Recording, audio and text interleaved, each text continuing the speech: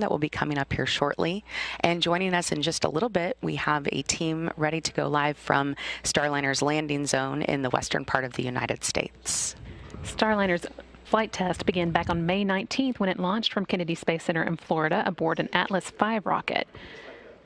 There's a replay of that launch there. After completing a series of technical demonstrations and engine firings to adjust its course, Starliner arrived at the space station and docked with the orbiting lab the next day on May 20th.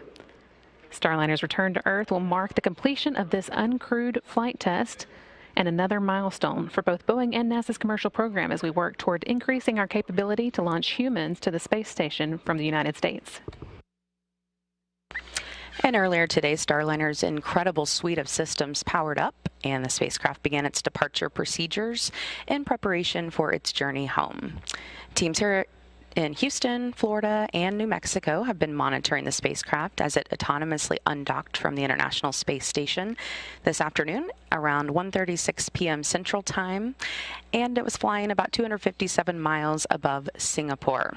It then began a series of departure burns to move away from the station, and it was quite the sight. Great replay there. Following Starliner's launch on the 19th, the teams here on the ground did see some unexpected behavior from some of the spacecraft's orbital maneuvering and attitude control, or OMAC thrusters, as well as its reaction control system thrusters. Specifically, 2 of the OMAC thrusters shut down early during Starliner's orbital insertion burn, and later in the flight, a couple of reaction control thrusters shut down early as well. However, Starliner has a total of 20 OMAC engines and 28 reaction control system jets, so there's plenty of redundancy to draw from. And we still want to learn as much as we can about what caused those thrusters to shut down, however. So after the Starliner exited the ISS approach ellipsoid earlier today, we sent some extra engine commands to try and gather just a little bit more data on how those thrusters are behaving.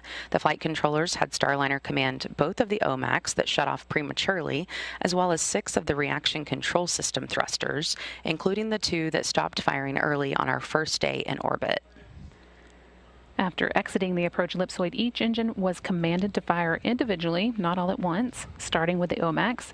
These thrusters are located on a service module, which we will be jettisoning shortly after today's deorbit burn. So the crew module can then make its way back to the Earth alone. So this was our last chance to check those systems out before we got rid of the service module. And those engine commands took place around 3:25 Central.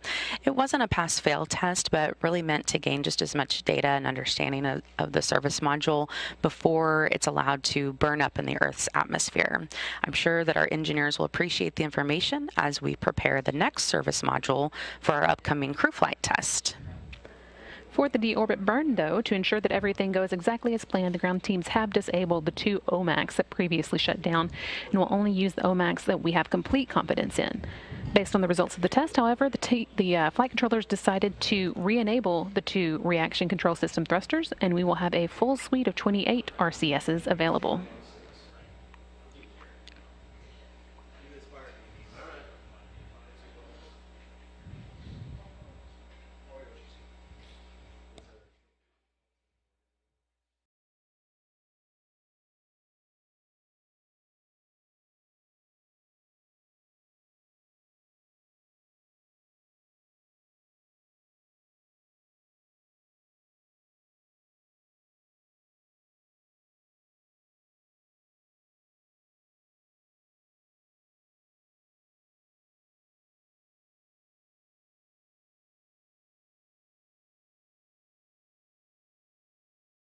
While there are no astronauts on board the Starliner today, the flight test brings us one step closer to a crewed flight test in the coming months, and we cannot wait to see NASA astronauts safely arrive at the International Space Station and then later return back to Earth as the Starliner's very first astronaut crew.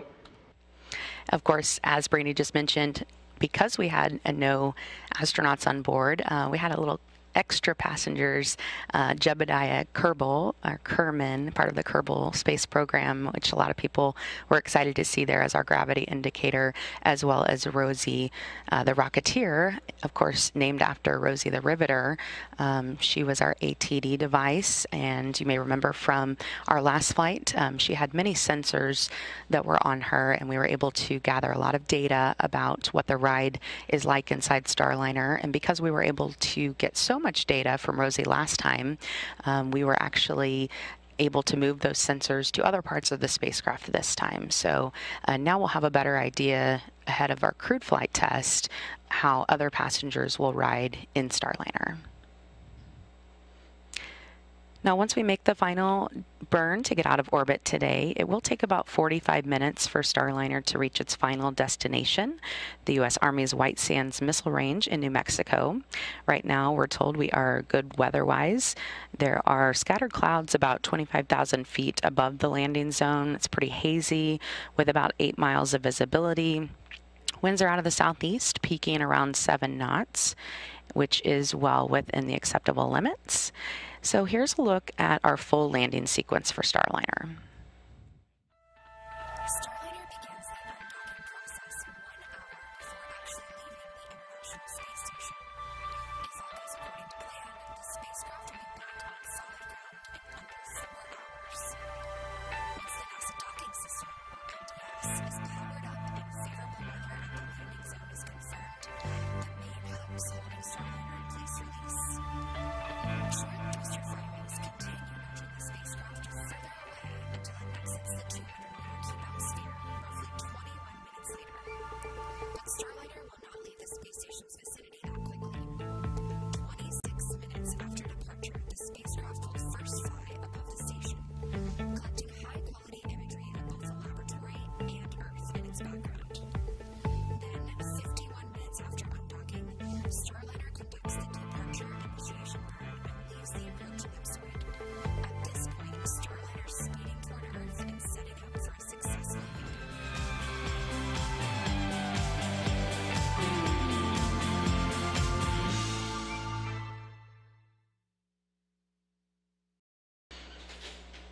That again was a look at the landing sequence that's coming up. We are now 11 minutes away from today's deorbit burn for Starliner. That's coming up at 5:05 p.m. Central Time and will last about 58 seconds. It's going to slow Starliner down by 285 miles per hour, which will drop it back into the Earth's atmosphere and put it on its way to landing at White Sands. And we are doing our best to establish a good signal with our team that is out at White Sands today. It can be a little difficult to get a great signal depending on where they are in the desert. So we do have a team of 3 people who will be coming to us live, 2 folks from the Boeing side and 1 person from the NASA side who will be out there in those White Sands bringing us a look at what the convoy looks like. They are setting up the convoy, and actually I'm told now we do have them. So we are going to go out live to our colleagues Dan Hewitt from NASA Public Affairs and Rosa Bonuelos and Megan Gessner from Boeing. How's it going, guys? Hey, Lauren. It's great to be with you. We are currently, again, here at our landing site at White Sands, New Mexico. It's a really warm day out here, but the team is staying hydrated as we wait for Starliner to come back home during its orbital flight test 2 mission.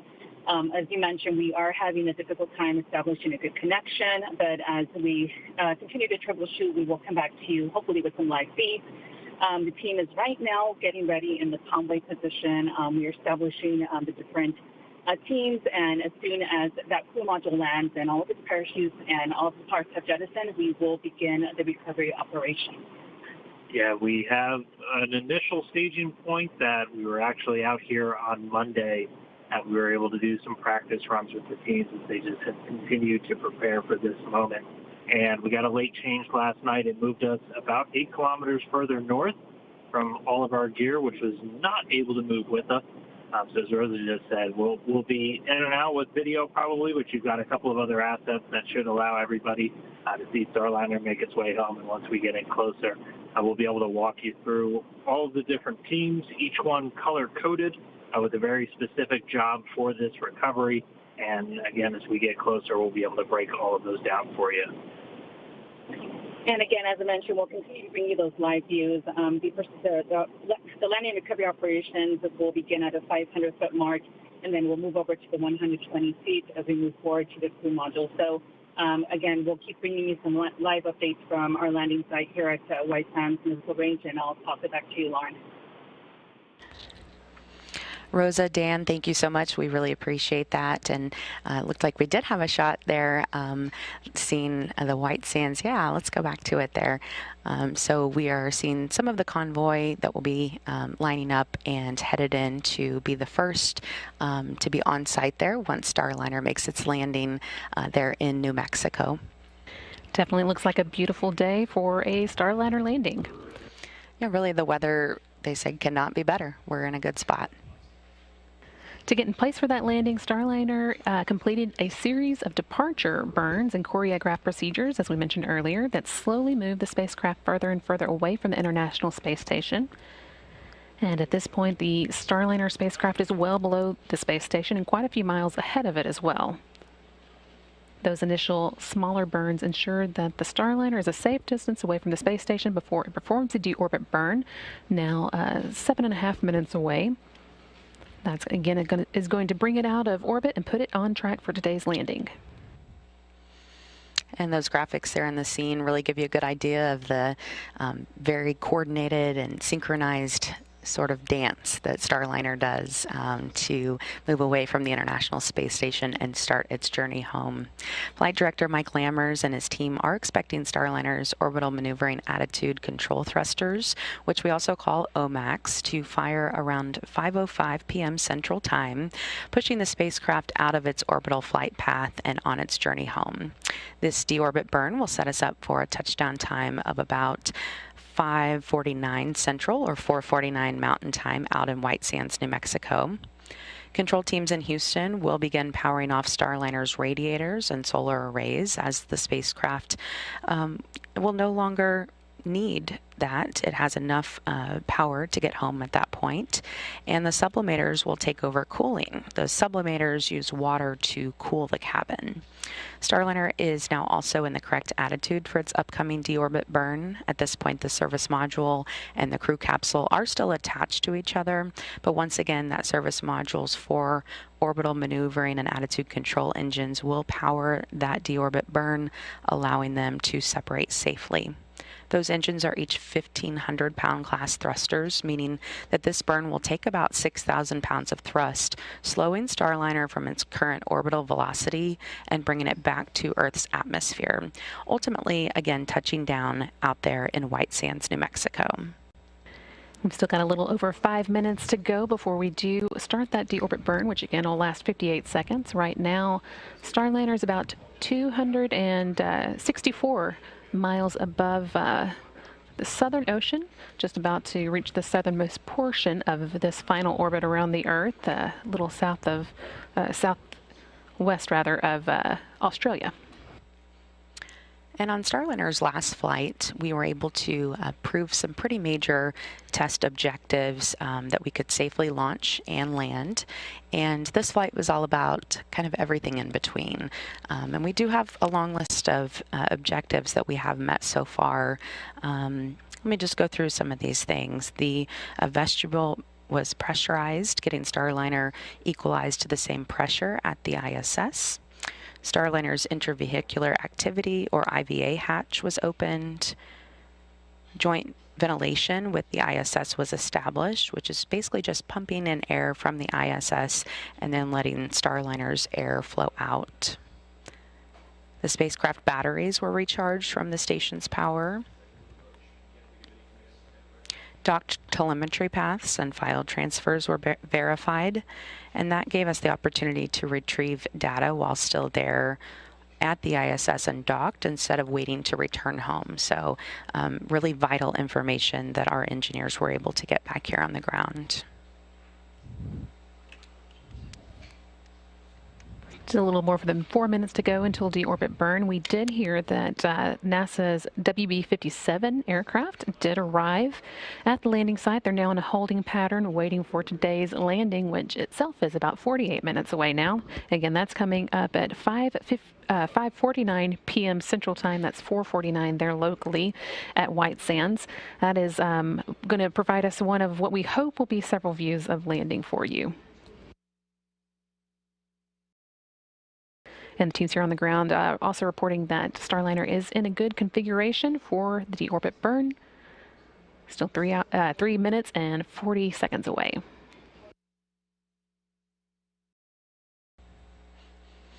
And once Starliner does make that deorbit burn, it will be about 44 minutes from that point until touchdown.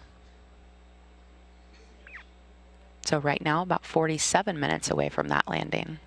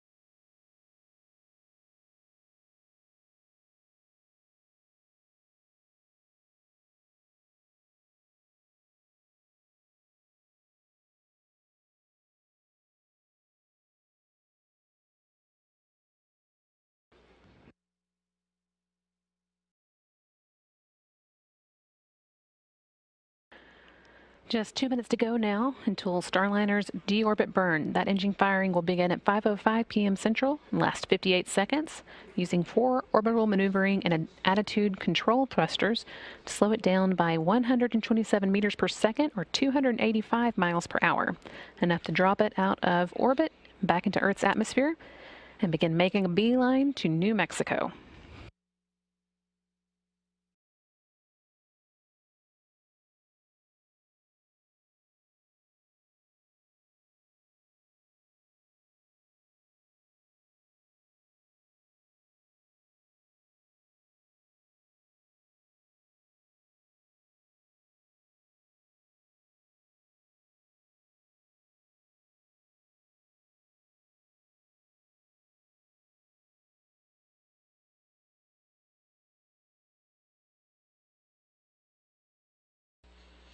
One minute to go until that deorbit burn.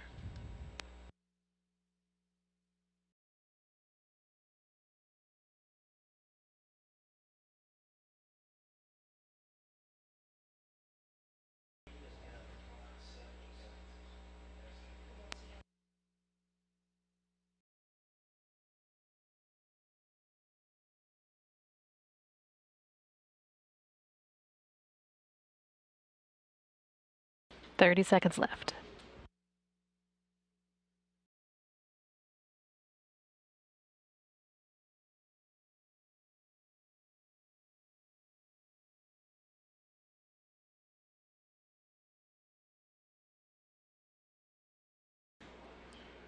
Ten seconds to the deorbit burn.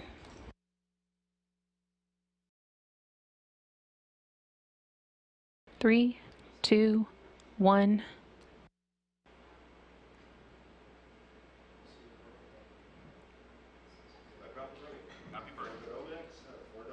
And the team here on the ground reporting that the orbital maneuvering and attitude control thrusters are firing, slowing Starliner down as the capsule begins its journey back to Earth. Again, this lasts for 58 seconds and slows Starliner down by 285 miles per hour.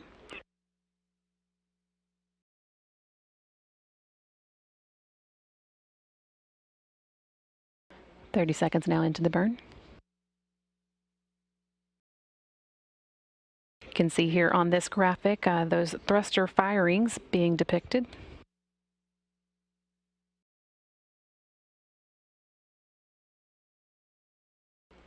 10 seconds left.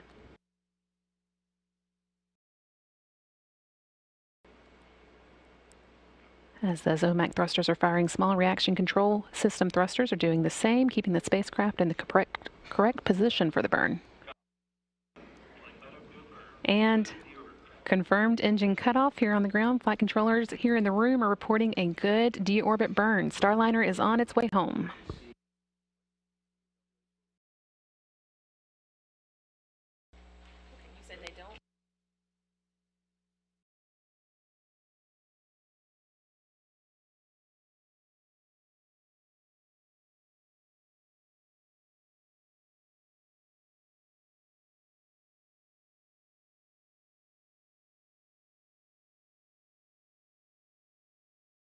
With the deorbit burn complete, Starliner is going to be moving into the correct attitude for the service module separation next. For the deorbit burn, Starliner moved into an orientation that allowed its thrusters to fire against the direction of travel, like trying to swim against the current of a river. Now that that's done, it's adjusting so that its thrusters will be pushing it further along the direction of travel and helping the crew module move quickly away from the service module once the service module is jettisoned. That jettison is going to happen in just a couple minutes now, or about a minute at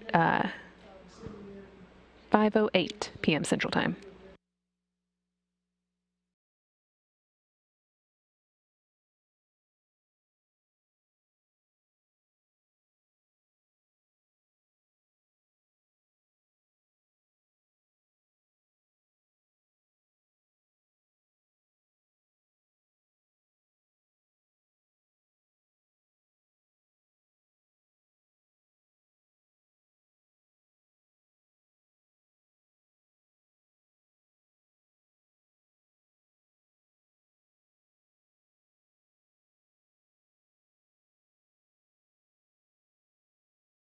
We are coming up on that service module separation.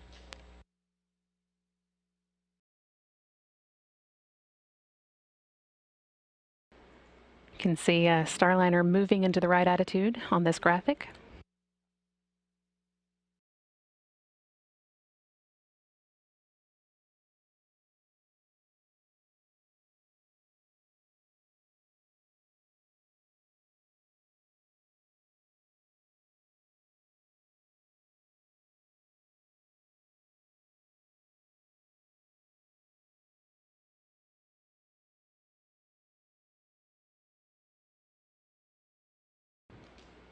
Satellite handover right now. That's why the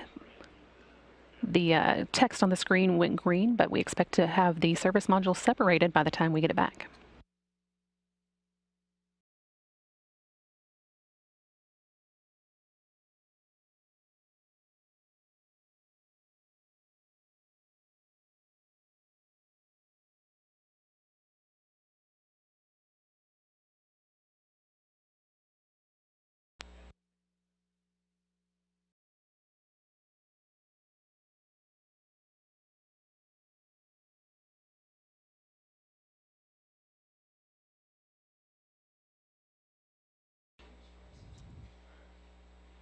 And we have service module separation.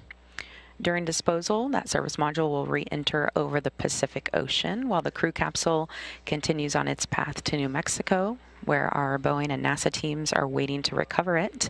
Starliner is now angling itself and its heat shield for re-entry. Entry interface is coming up next in about 16 minutes from now. That is the hottest part of re-entry, with Starliner's heat shield reaching 3,000 degrees. To protect Starliner from those heat loads, the spacecraft has what's called an ablative heat shield, meaning the outer surface of that shield heats up to a gas, which then carries the heat away from the crew module through convection. And at entry interface, the heat shield will handle those temperatures of about 3,000 degrees. And I've heard engineers refer to this as a game of threes because as I said, that the heat shield will handle the 3,000 degrees, but then it will convert that heat to about 300 degrees with only 3 inches of ablator. So if there were any crew on board during this time, even the hottest part of re-entry, the astronauts would really not feel anything above about room temperature inside the spacecraft. when Starliner returned home from our first orbital flight test, the crew capsule landed with 2 black stripes up the side of it, and that just indicates that the heat was ablated as intended. So we do expect to see the same thing on the crew module again today. Also, since that flight, we've added a cover to our NASA docking system to protect through that re-entry so that we can use it over and over again on our reusable capsule.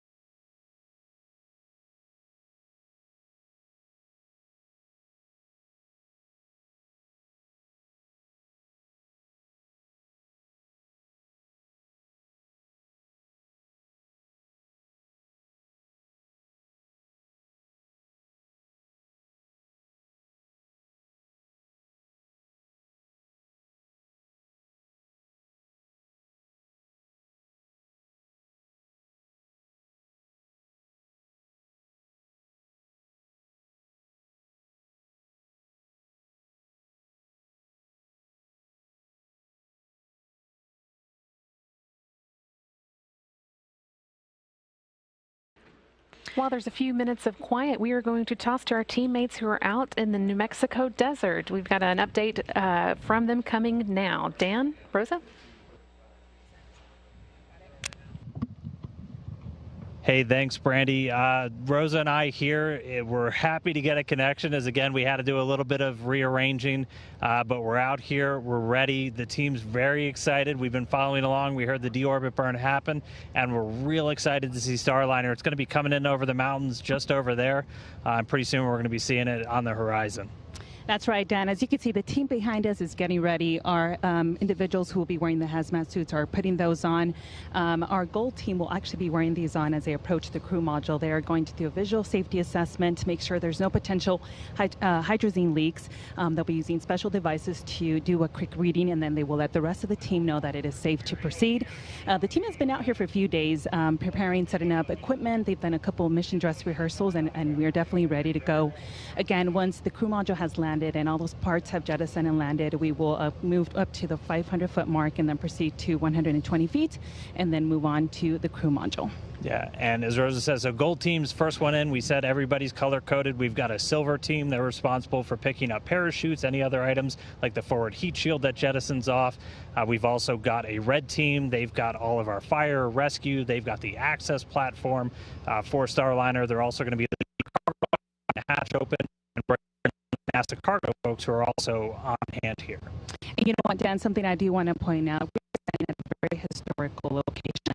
In 1982, the shuttle landed in the same location here at White Sands Space Harbor. And you know what, Starliner can now be part of that rich history, as again, we're bringing Starliner home after being at the ISS. And again, we're all very excited here. It's warm, but you know, that's not bothering us at all. We're ready to recover Starliner. I prefer this immensely to last time when it was about 19 degrees out here, so this is a lot more manageable. But so we're going to get into our cars very quickly, and the team's going to, again, we're going to hang out here. We're kind of at the outside of a big circle that's cleared here at White Sands prior to. That was Dan Hewitt out in the New Mexico desert, giving us an update on the activities that the landing and recovery teams are going through to get ready for today's 5:49 p.m. Central Time or 4:49 p.m. Mountain Time landing. As you can see, a little bit of technical difficulties, but we do hope to hear more from them before the day is over. Yeah, we will just hang with them a little bit, go in and out when we can. That signal can be difficult out there in the desert where there's not much around.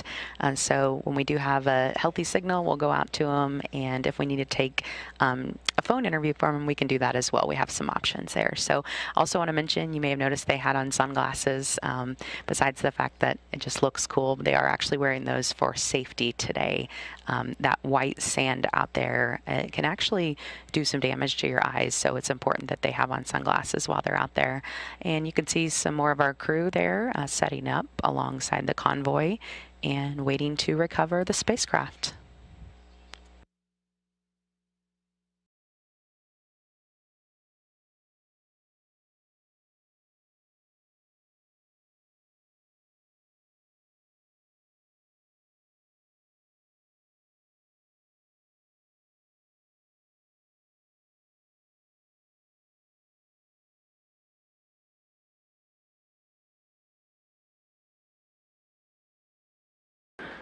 While we continue to see some of the shots from the landing and recovery team out in the desert, I wanted to give you kind of a rundown of what to expect coming up between now and that 5:49 p.m. landing. We mentioned earlier that the next big milestone was going to be entry interface. That's when Starliner will begin to feel the effects of the atmosphere. That is still about 17 minutes away. Should happen around 5:33 p.m. And then the plasma should start to build up around 5:35 p.m. We'll be through it by 5:40 or so, and then after that, 5:44, just 5 minutes before landing, we'll see Starliner jettison its forward heat shield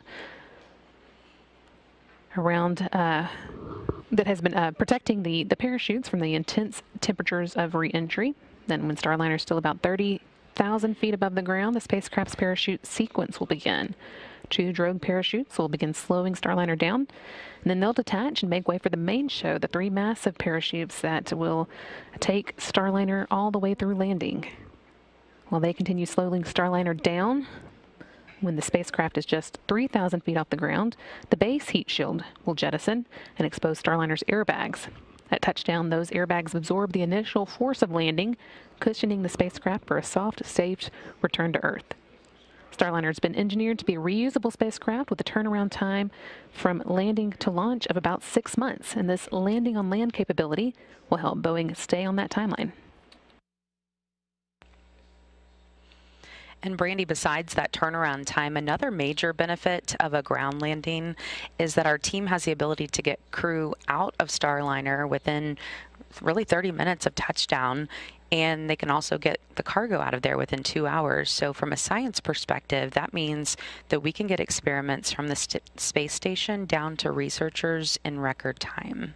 I'm sure there are a lot of scientists who are standing by just waiting for that. Absolutely.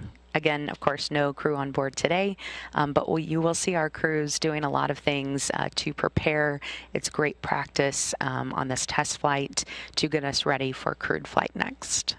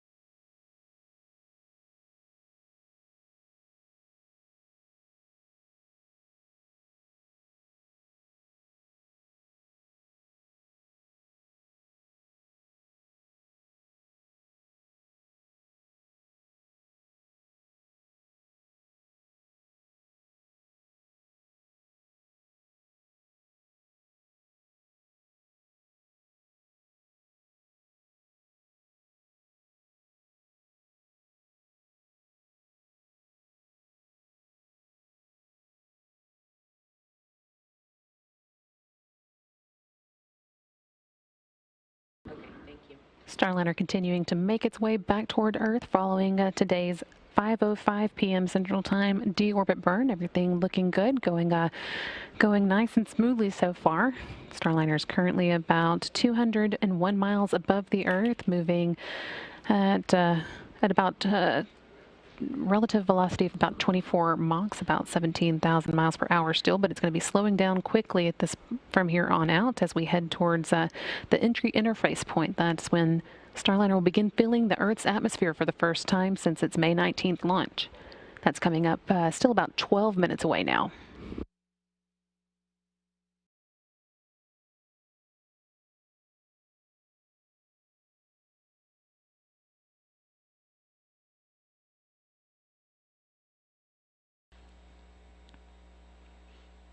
Starliner will be bringing back with it about 600 pounds of cargo from the ISS, including 3 nitrogen oxygen recharge systems, or also called NORS tanks, and hardware supporting tissue engineering research. These are those tanks they'll be bringing back for NASA, as well as many other things that we sent up in cargo, some commemorative items that will be headed back to historically black colleges and universities across the country.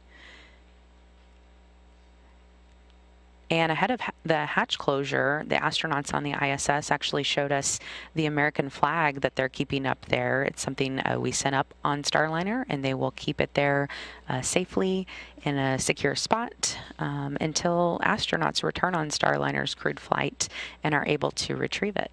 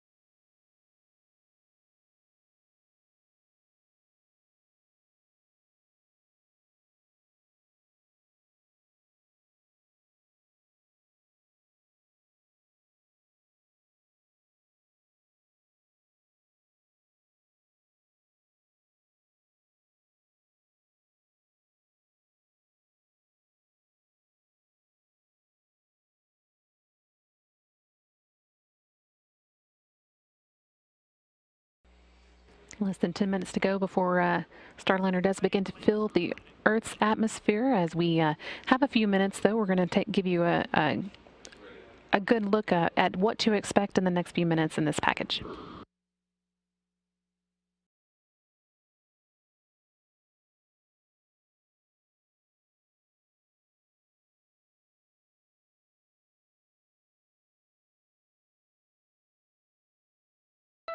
Now it's time to safely bring our reusable spacecraft back home.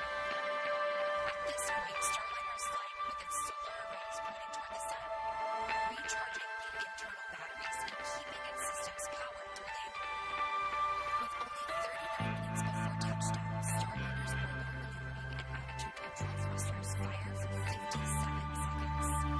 This maneuver, called the Deorbit burn, slows the spacecraft down from orbital velocities and allows her to start falling back to Earth. At the end of the Deorbit burn, Starliner angles itself for re-entry.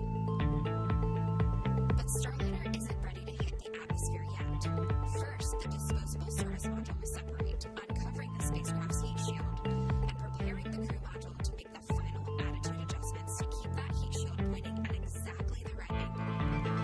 Next up is the entry interface. At 400,000 feet above the planet, Starliner faces temperatures of 3,000 degrees Fahrenheit from the plasma created by air friction around the spacecraft.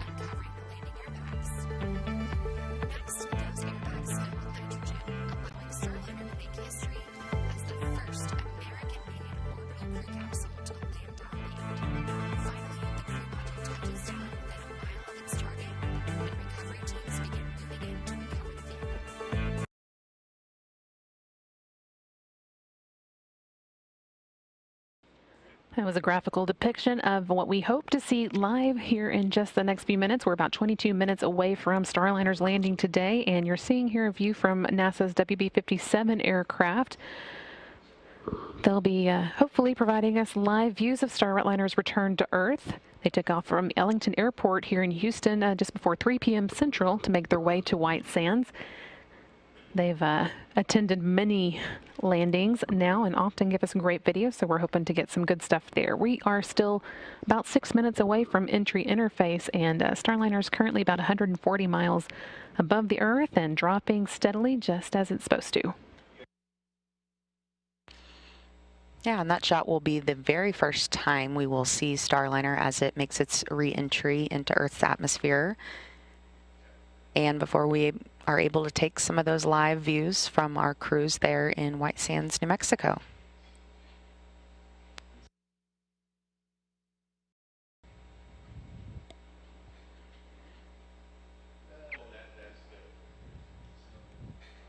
I can tell you some of the information we've been able to learn about the inside of the cabin right now is that the temperature is a nearly perfect 75 degrees. As I mentioned earlier, pretty much room temperature. So if we did have astronauts on board, that's what they would be feeling, although they would be able to adjust the temperature themselves anywhere between 65 to 80 degrees Fahrenheit based on crew preference, and whoever wins their choice of a little bit colder or a little bit warmer.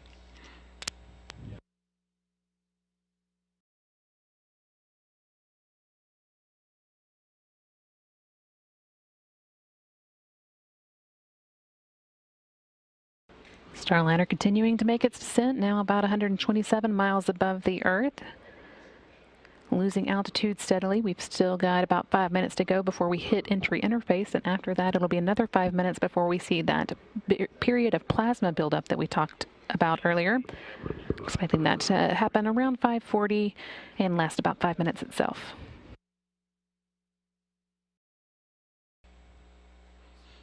And after entry interface, things will start happening just a little bit quicker, and the closer we get to the ground, the more things will happen pretty fast. Yep, once we get to the heat shield jettison, then everything is about a minute apart. It's a little hard to keep up with at that point, but it should be a good show.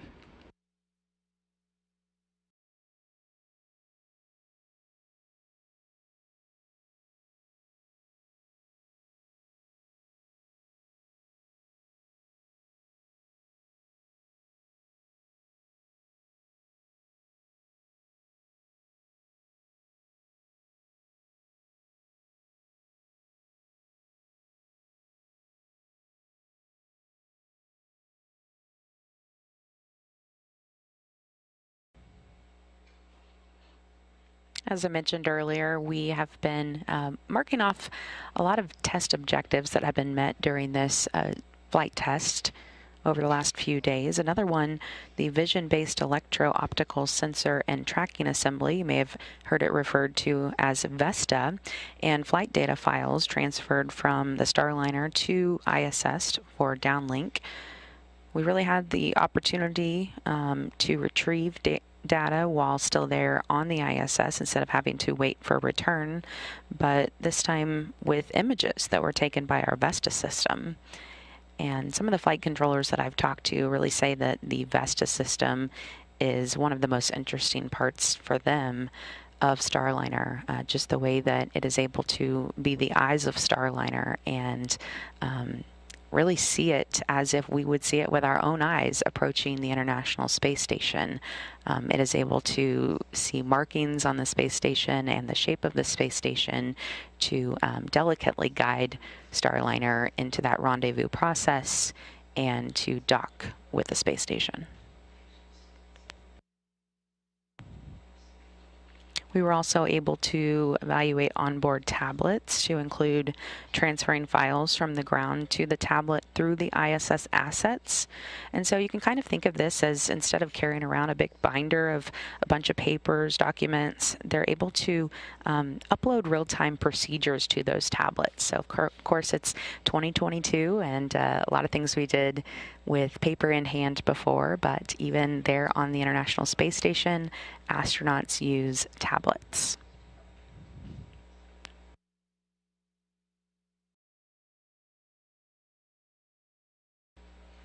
And we are just under 2 minutes to that entry interface.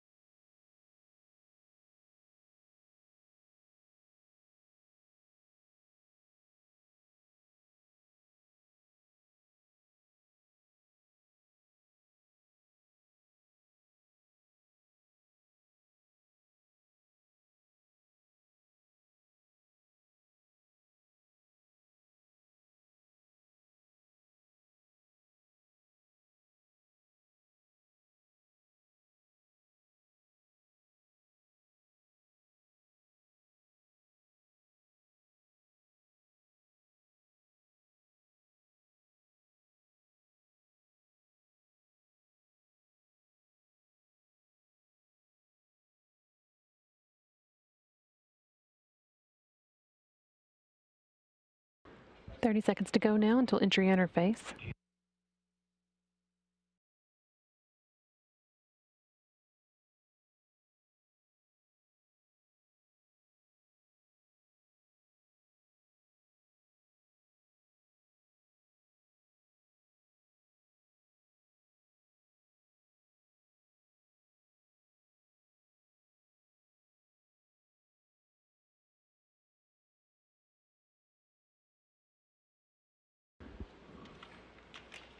And we've reached the point of entry interface. Starliner is now 400,000 feet above the planet and beginning to feel the effects of Earth's atmosphere for the first time since May 19th.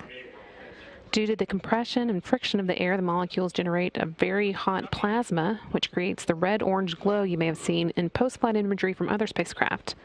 Plasma buildup actually causes a momentary and expected communication drop with the vehicle as the plasma briefly gets in the way of satellite signals. That period of plasma buildup lasts about 5 minutes, and we should come out on the other side of it around 5:40 Central Time. And Starliner will enter Earth's atmosphere at 17 times the speed of sound, so that could actually create a sonic boom for any folks who are living in the area. It will then be slowed by parachutes to a speed you may experience, for example, while going down an elevator inside a skyscraper. If you can think of that feeling, that is what our astronauts would be feeling inside. The vehicle then comes to a safe, comfortable stop on landing. And you can see in this view an idea of what track it'll be taking as it comes into New Mexico. It'll go over the Baja Peninsula and just a small corner of Mexico, an even smaller corner of Arizona before it comes to a stop in New Mexico. Or actually, probably just Mexico. Looks like it'll just miss Arizona, but it will be going over the Baja Peninsula and Mexico. So if you're watching from that area, you might be able to look up and see Starliner come over.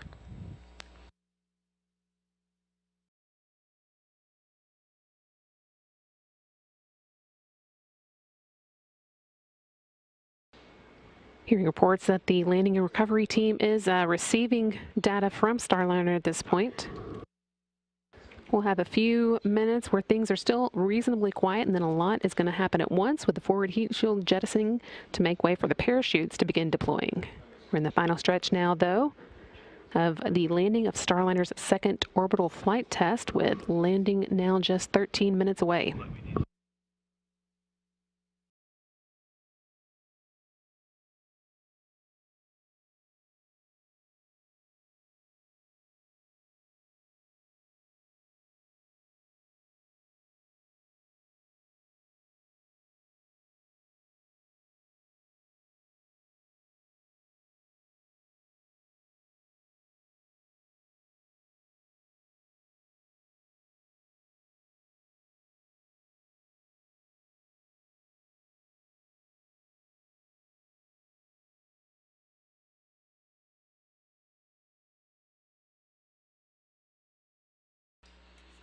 So there on your screen, you're taking a look at that shot from the WB-57. That's NASA's space plane that will give us a great shot as soon as we're able to start seeing Starliner as it makes its reentry.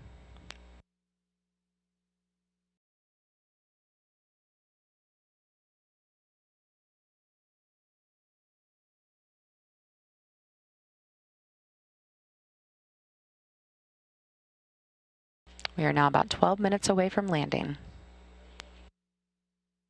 We are at that point of the flight where plasmas began to build up around Starliner. That will last about 5 minutes. Should be out of it around 5:40. In the meantime, the flight control team had transferred to closed loop guidance initiation, letting Starliner have complete control of its own systems. Next major milestone once we get out of the plasma will be the forward heat shield jettison around 5:44 p.m.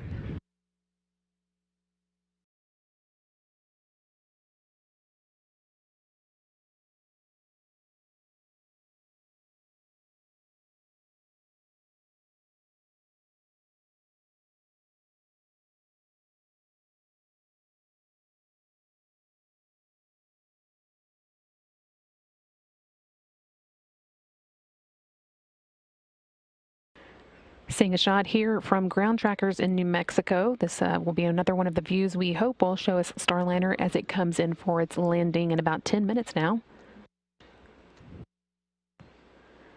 And this just a view of the desert and this is where the landing and recovery teams have been getting ready to deploy out to the landing site once Starliner does touch down.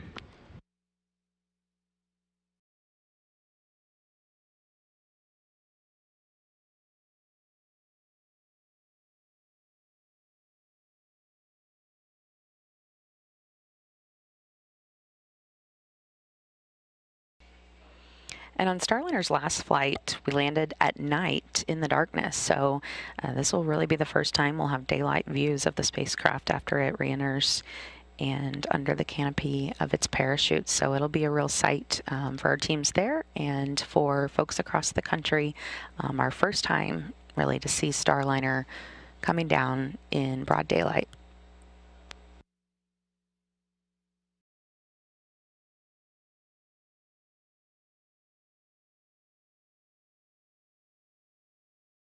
We also heard that the crew on board the International Space Station is going to be watching landing. They, of course, spent some quality time with Starliner since it docked to the station on May 20th and saw it off earlier today. That's Sergei Korsakov, Oleg Artemyev, Denis Matiev, and Chel Lindgren, Bob Hines, Jessica Watkins, and Samantha Cristoforetti.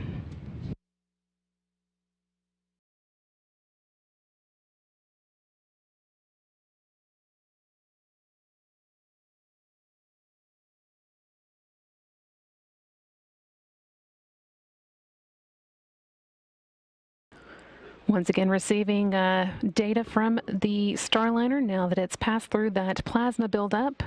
Everything going well as it makes its way across this track that you can see heading towards a landing in the New Mexico desert.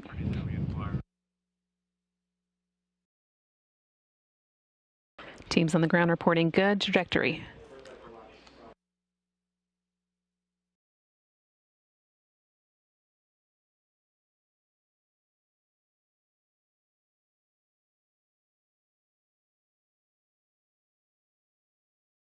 And there are our very first shots of Starliner from the WD-57.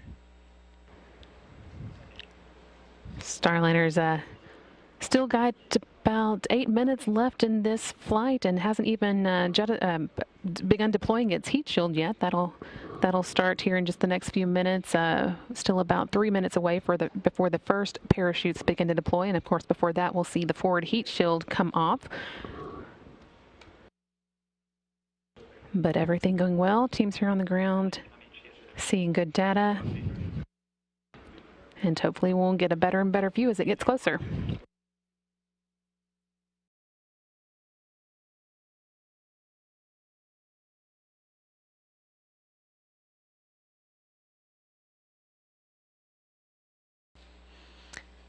And that shot there on the left side of your screen now from the ground tracker. So we have two views now of Starliner as it makes its final approach to its landing zone there in White Sands, New Mexico. And the team here in Mission Control reporting that they've heard from the landing and recovery teams that they're also seeing the Starliner. They'll have, of course, the front row seats, but we'll try and piggyback on that with these views that we're getting. We are just under 7 minutes away from landing.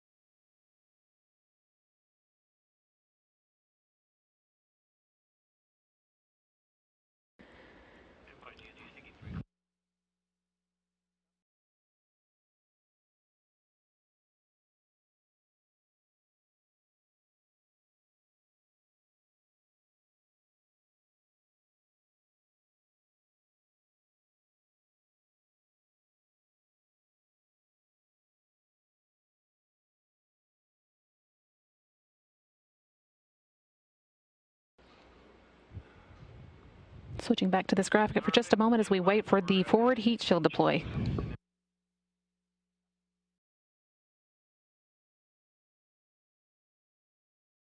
And we are starting to get a more clear view of Starliner now. We should be seeing the forward heat shield deploy here pretty quickly.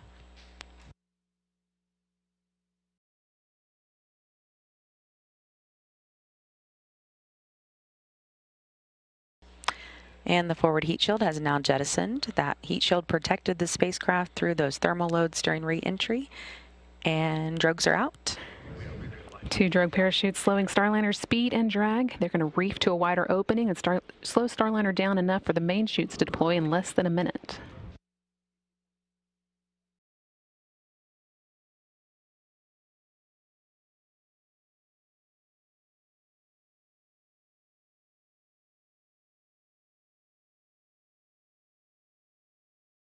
Main parachute deploy just about 30 seconds away.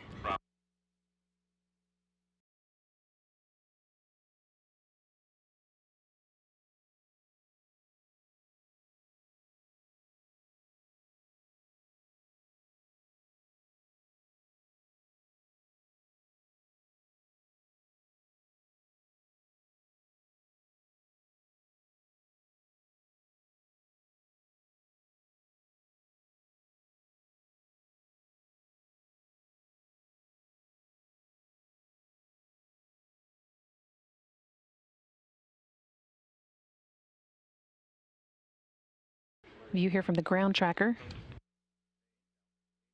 And mains are now out. We see 3 parachutes coming out here. Starliner has another 8,000 feet toward the landing. Those 3 parachutes are starting to inflate now. You can see them right there on your screen.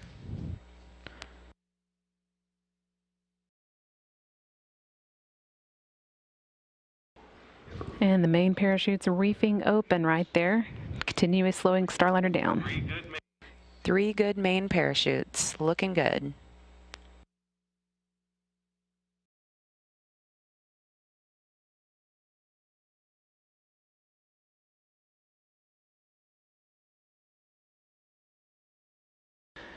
Starliner will be drifting down for another 2.5 or so minutes before it makes its touchdown, but all going smoothly. And we didn't just hear the rotation handle was released. That will help level out the capsule before touchdown. And there goes the base heat shield right there in front of you. It just jettisoned. You can see it falling away from the spacecraft. It will reveal the airbags that will cushion Starliner's landing. And those airbags are now inflating. Starliner is 2 minutes, 40 seconds from landing. Actually closer to 2 minutes now. You can see those airbags right there on your screen, fully inflated, looking good. Those will come in real handy when we have crew on board for the crew flight test of Starliner in a few months. Help ensure that the crew gets a nice, soft touchdown.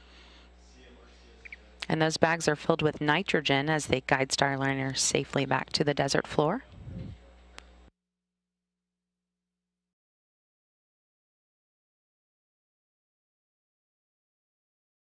Flight controllers here in the room reporting good airbags. Everything going exactly how we want to hear it.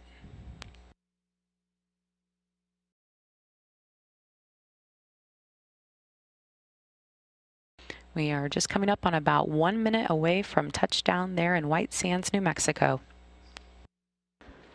Exact touchdown time will vary a little bit depending on the winds at the landing site, but everything's going smoothly.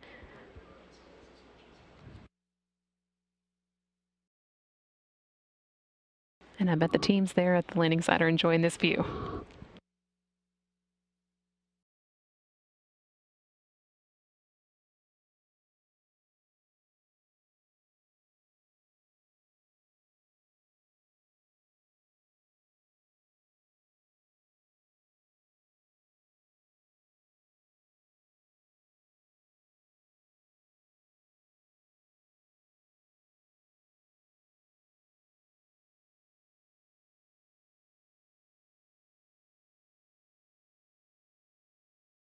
Continuing to see views from the ground trackers on site in New Mexico. Just seconds you can left. see the mountains coming into frame there. We're getting very close to the ground. And touchdown, Starliner. We're touching down in the desert of New Mexico, marking the completion of Orbital Flight Test 2. And that touchdown coming at 5:49 p.m. Central Time, almost exactly 6 days into the mission. Just a beautiful touchdown in White Sands this evening. Our landing recovery teams will now wait for clearance before making their way to the vehicle. And we can hear some clapping and cheering in the other room.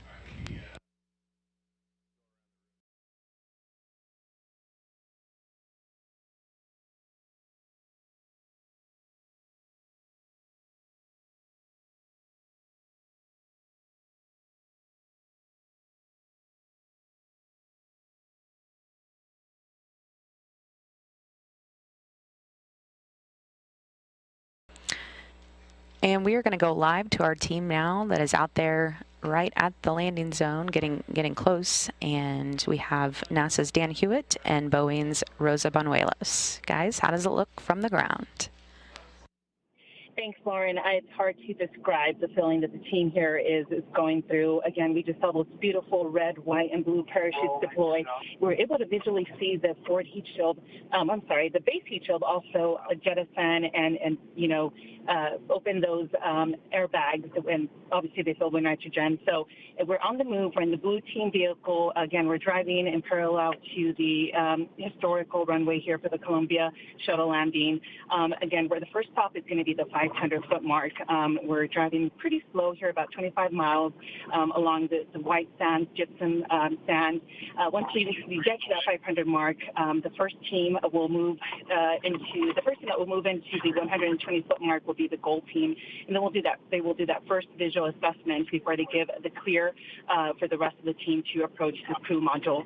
After that, we have the silver team who will groundly stabilize the vehicle. It will be send take command to power down, and they will also recover the parachute. They will also recover and save any jettison parts. And then after that team, we have our team is again going to try to attempt to give you some of those live looks as we get closer to the crew module. And then preceding that, we have the green team who will provide ground and cooling to the vehicle, which is really important to keep those systems safe from overheating.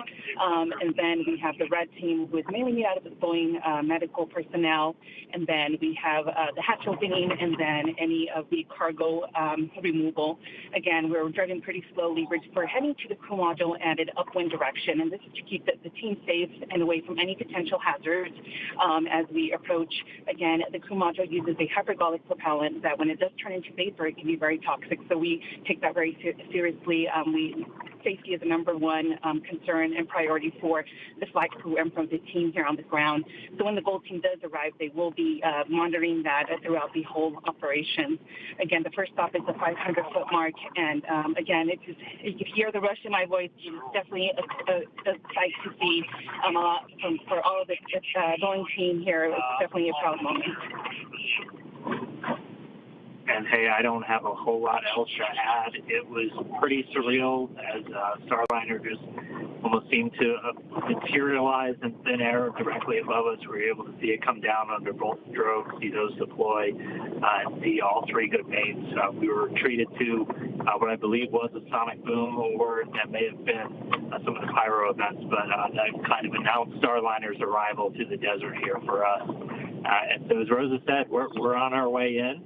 As we get closer, we're going to get closer also to a lot of our transmitting hardware, so we'll be able to bring you some views. Might even have an eye in the sky as the teams move in around Starliner. So we'll talk to you real soon as we get in closer. Great to have Starliner back on planet Earth. Can't wait to see it up close and get the teams. And it looks like it's coming right into view for us. So we are still about a kilometer or more away, continuing to close in. And we'll be bringing you a lot closer views real soon. As Dan mentioned, we can now see the crew module right ahead of us. We can visually see it, and it's definitely a great sight to see. So, Lauren, we'll toss it back to you, and we'll come back to you as soon as we get established a speed again. That was Dan Hewitt and Rosa Buñuelos from NASA and Boeing, respectively, giving us a report from the convoy currently making their way out to Starliner as we speak. You heard them say that they were able to hear the sonic booms as Starliner came in for its landing at 5:49 p.m. Central, and we are seeing some views from cameras there on site, some of the same ones I think that gave us the views as it was coming down as well. And here's a piece of information that I know a lot of people on our team will be really happy to hear. We are told that Starliner landed about 0.3 of a mile southeast of the landing site, which is basically a bullseye. You can see those airbags that we talked about earlier that are intended to give crew on board when we have them a nice soft landing. All deployed as planned. That's going to be one of the things the teams are checking on as they do arrive at the landing site. We've got, as you heard, Dan and Rosa mentioning, we've got a pretty big group of people who are making their way out there because it's a pretty big job to recover a spacecraft once it is touched down from space. And we're also hearing from here in Mission Control that the post-landing power down of Starliner is in work. That's one of the key milestones in getting the Starliner ready for its recovery. And our team just checked the cabin temperature inside. It is 74 degrees right now. Much more comfortable than our team out there in the desert.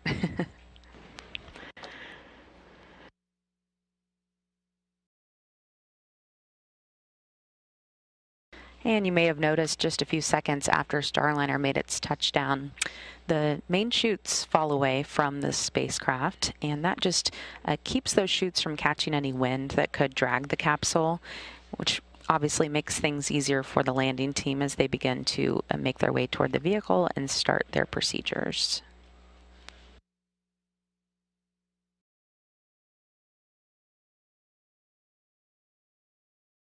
Once again, if you missed it, the Starliner touchdown at 5:49 p.m. Central Time. That's 4:49 p.m. Mountain Time. Crew on board the International Space Station was watching as it touched down, giving it one last proper send-off. Now we are just waiting for the recovery teams to get out to the vehicle. You can see, I think, it looks like we've got video from one of the cars here on the bottom right-hand side of the screen as they're making their way out. We last heard from them a couple minutes ago that they were still about 1 kilometer away, so they should be arriving pretty quickly. And then they'll begin the long process of getting the Starliner ready to return home to Florida.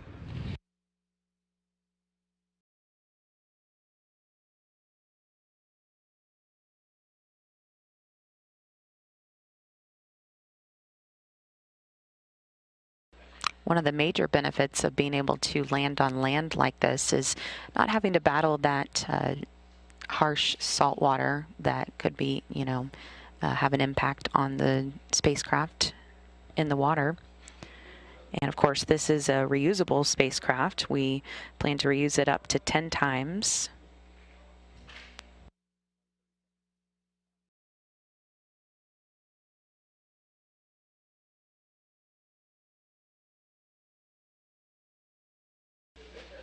We place a great deal of emphasis on testing our systems on the ground and in space before our first crewed flight test, so our teams have learned a tremendous amount from this mission.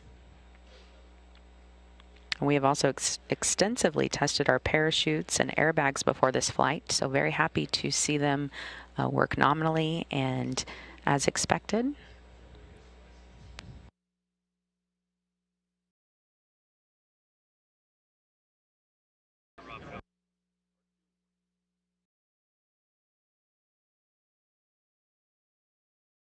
Starting to see some of the recovery teams arrive.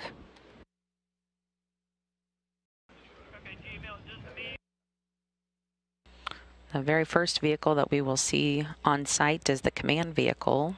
They are at the front of the convoy, and where the recovery ops leader and recovery director, who are in charge of the entire operation, will wait to go in.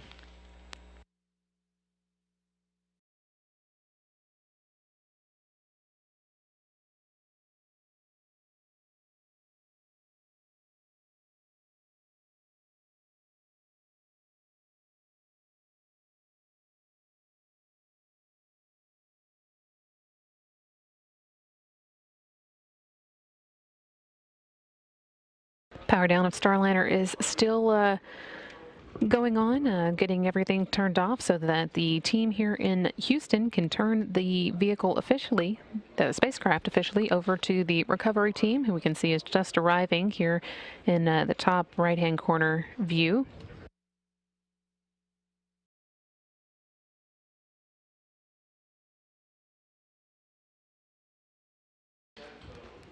The recovery director is in the command vehicle, along with the recovery ops leader.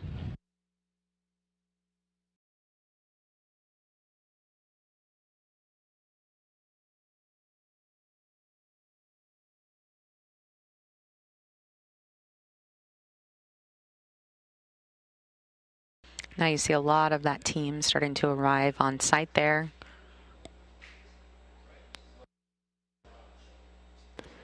And our gold team will be the first to arrive up to the vehicle.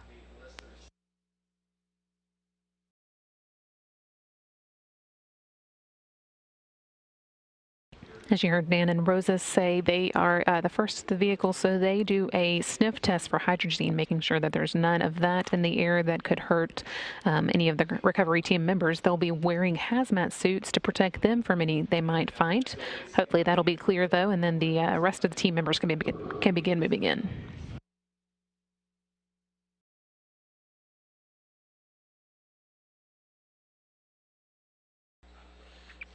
Those hazmat suits are there to prevent exposure to hypergolic propellants, and hydrazine is used as a propellant, and if it turns into a vapor, it can be very toxic. So they use special sensors to sniff for it, and then they're able to notify the rest of the convoy when it's safe.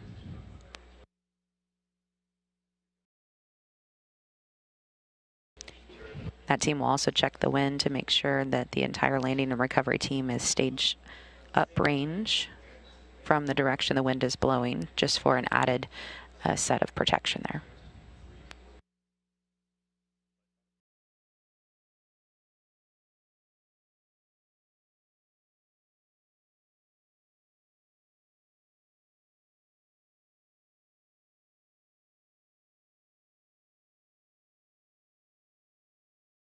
We also are starting to get some photos from the members of the recovery team. We've got one here to show from you from Bill Ingalls, NASA photographer, as Starliner was making its way down for that 5:49 p.m. Central Time landing. This again is one of the photos just coming in from the recovery team. That's a good indication that they are getting set up and starting to get a good connection back to us. Hopefully we'll get a few more updates from them as we go on through the recovery process. And just a beautiful sight there to see those 3 red, white, and blue parachutes fully open. That gives you a patriotic feeling to see that there, and to think about really the fact that we now have a successful mission, and just kind of, you know, think about what this means for our country. Absolutely. May be able to hear some clapping here in the room in Mission Control. This team definitely feeling good about their 6-day-long mission that they've been supporting, getting Starliner up to the International Space Station and then safely back for this landing in New Mexico. Seeing here a shot from a drone on site with the recovery team. Much clearer than our other view. Very nice. Yeah, we're getting now some close-up views of Starliner there on the ground. And back with the recovery team now. Again, they are getting starting to get staged, and will be taking control of the vehicle now. Just like we have a flight director here in Mission Control, there's a recovery director on site there who will be leading operations.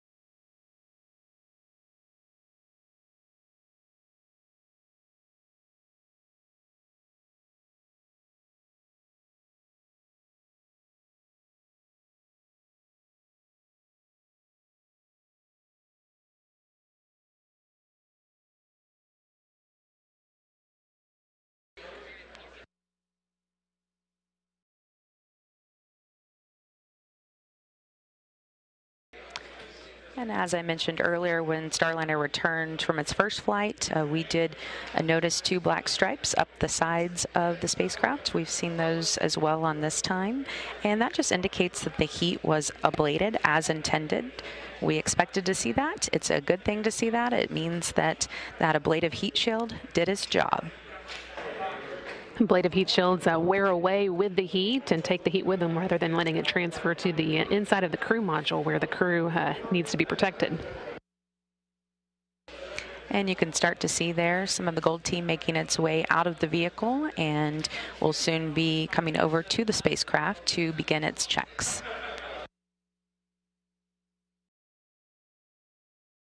And we're going to go live now back to NASA's Dan Hewitt and Boeing's Rosa Banuelos, who are live on the scene.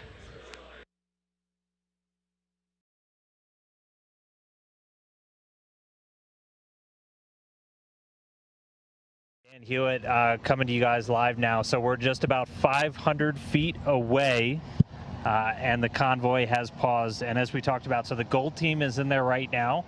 They do a sweep up close around the capsule looking for any hydrazine fumes. Hydrazine, it's a hypergolic fuel The Starliner capsule uses it for its reaction control thrusters, which are only used during that re-entry period to control yaw pitch roll.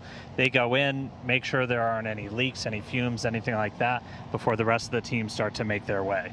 That's right, Dan. As you can see probably in your camera views, they're dressed in hazmat suits, and they're going to do an initial sweep. They're doing that right now as they're walking around the crew module.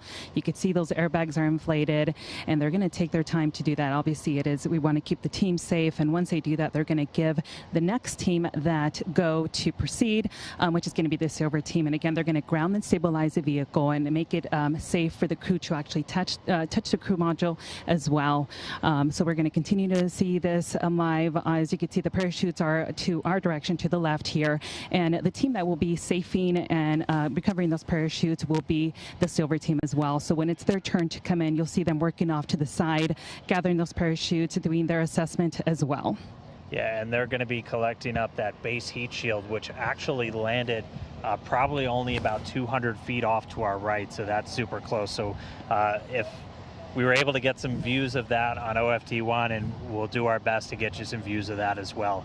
So after Silver Team's able to do that, you're going to start to see a lot of the convoy moving in. We've got a green team, which I don't know if we've touched on yet, but they're bringing a lot of equipment with them. They're going to put up an environmental enclosure. It kind of looks like a bounce house. It's just to go around Starliner, helps to provide it some extra cooling, and also just protect it from the elements as we're out here. As again, this vehicle is going to be reused. Any steps we can take to just kind of isolate it from the environment will help in that refurbishment. And they're also going to be setting up an HVAC system, providing some active cooling to the capsule, as once it's powered down, it's not using any of that active cooling on board. And I did just get word that we are going to have the silver team move in to cut the riser, and that is that connection that is still connected to the parachute. So you will probably see that in your shot. It's practically like a string, and they will be going in there and doing that procedure as part of their recovery operations as well. So we're going to continue to see the different teams do their different procedures, and we'll report as we see the different steps here. Yeah, we've got a big squad also, the red team. They'll be bringing in probably some of the most visual hardware, a lot of the really big stuff. They've got what's called a MAP, a mobile access platform. It will look very similar to just a big yellow platform with some stairs. That's what's going to give them direct access to that hatch, as your hatch lead is also on the red team. They're also going to be driving up the medical truck. Obviously, we don't have any crew on board today, but we're going through all of the motions of this to practice just for when we are flying crew. And so they'll back that medical truck up, and that's what we're going to be using once we have crew on board. That's going to be kind of their first steps out of the capsule and into there. Also, the hazmat has been complete. Everything is nominal. Again, this team did that first initial assessment, and they're going to continue to monitor for any potential hypergolic leaks. Again, making sure the team is safe out there from the crew module. And so everything's looking great out here. It's still very warm. As you saw us before, we're wearing sunglasses. It's really bright out here. And so we're protecting our eyes. We're keeping safe, drinking lots of water as we, again, welcome Starliner home from its orbital flight test 2.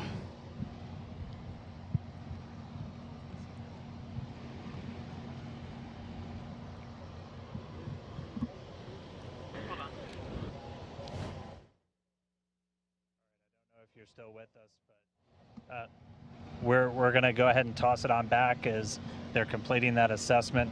We're going to get back into our cars and be able to move in a little bit closer, and then we'll rejoin you very shortly.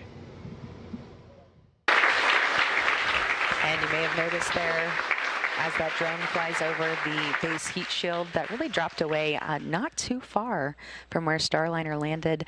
You may have heard a lot of clapping in the background here. Boeing and NASA leadership have made their way into mission control, and there is quite the celebration going on in here. Flight Director Mike Lammers congratulating his team on a successful flight and touchdown. Again, that came at 5:49 p.m. Central Time.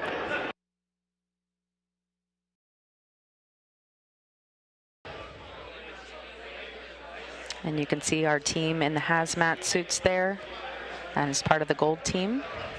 Again, they are making their way up to do the sniff test. A lot of times when you hear sniff test, you imagine they will actually be sniffing with their own nose, but that is not the case. There is a reason they are in hazmat suits. They have a device that actually performs that sniff test for them.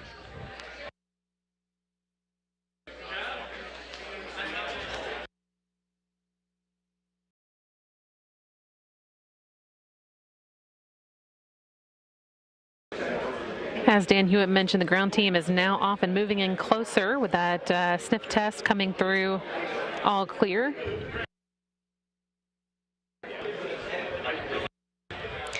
You can see them performing that now. Once they do move in, I think the silver team is up next, right?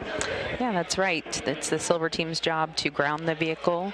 Starliner will be powered down, but there could be some residual electricity. So before anyone can touch the vehicle, they will ground and discharge it.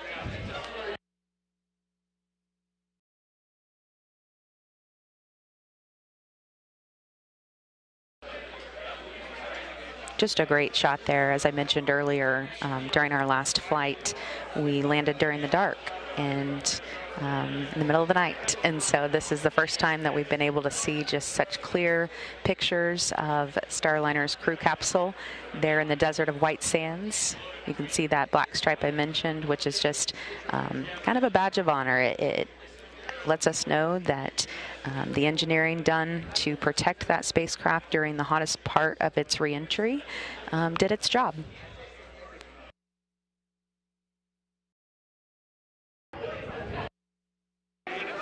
Another photo coming in from that, I guess, the blue team, which is the communications team that's on site. This one again from Bill Ingalls, a NASA photographer who was part of that, the landing convoy, getting looks like a photo just seconds before touchdown there.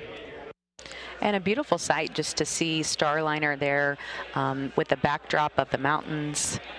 I have a feeling this is a picture that a lot of people will have up on their wall.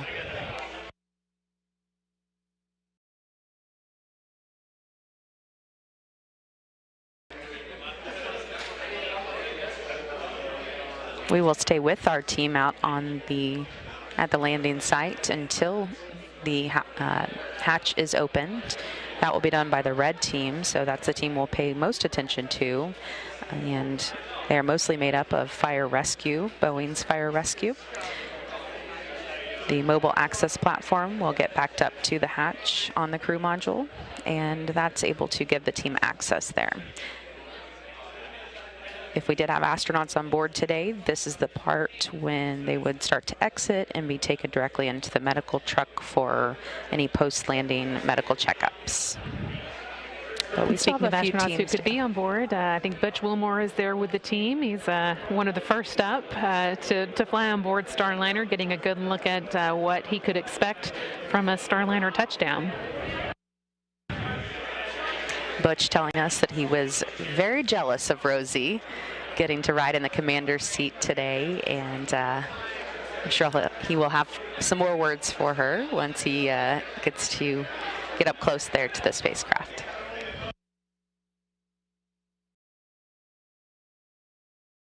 Definitely seeing some of those teams begin moving in closer now.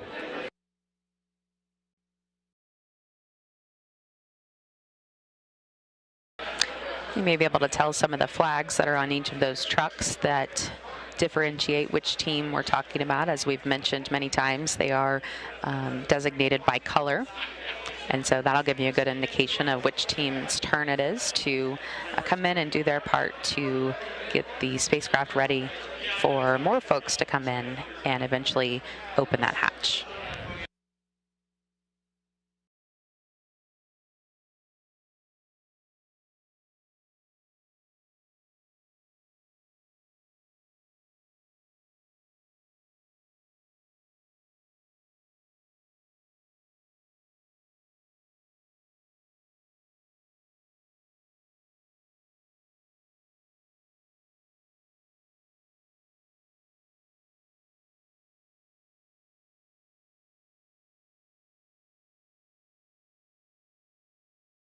It's only been 26 minutes now since Starliner touchdown, so you can get an idea of how quickly those that landing and recovery team can move in for a land recovery.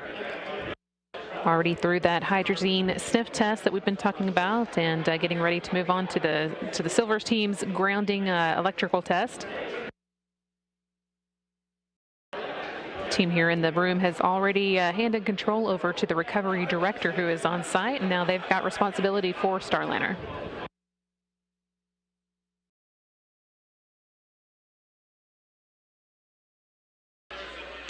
The spacecraft landed just 3/10 of a mile southeast of the landing site today, which they consider pretty much a bullseye, exactly where we want to put her, down in the desert. Of course, being so important that we're able to show that our autonomous spacecraft can perform as we plan.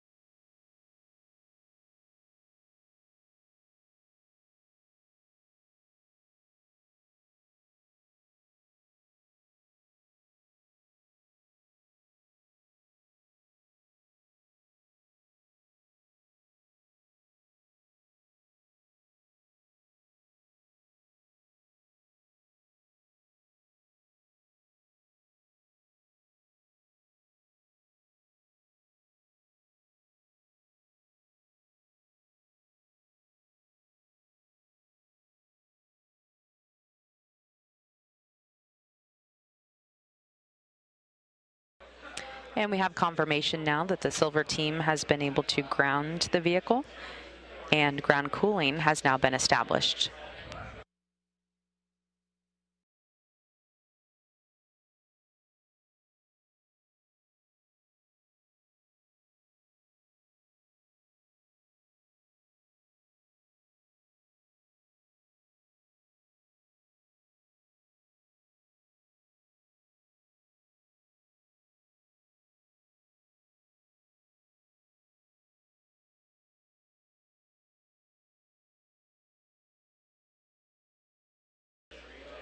Our NASA and Boeing colleagues are still in a holding pattern right now as they wait to get the go-ahead that it is safe to move closer to the spacecraft. And once they do that and we establish a shot with them, we will go back out to them live to get an update on what they can see from their perspective.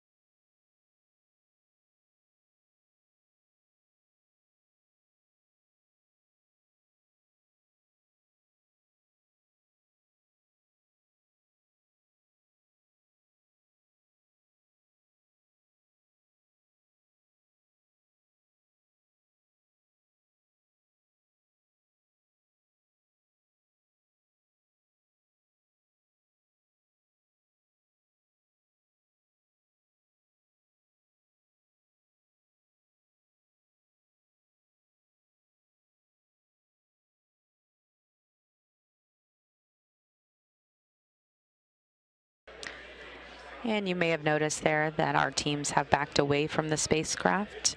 They are doing so after detecting a very low amount of hydrazine. We're just giving it time to burn off. And then our teams will move back in when it's safe and begin those procedures. Again, Starliner landed at 5:49 Central, 4:49 Mountain Time today, just about 41 minutes ago in the deserts of White Sands, New Mexico. We have several teams that will be moving in shortly to go through a list of procedures, starting with the gold team. That's the team that we did see just a short time ago doing that sniff test for the hydrazine. They do this with a device while wearing protective gear known as hazmat suits, just to prevent any exposure to that hypergolic propellants. Hydrazine is used as a propellant, and if it turns into vapor, it can be very toxic. So we use special sensors to sniff for it, and then they will notify the rest of the team when it's safe to move in. They also check to see which direction the winds are blowing so that they can make sure and set that entire landing team up uprange from those winds.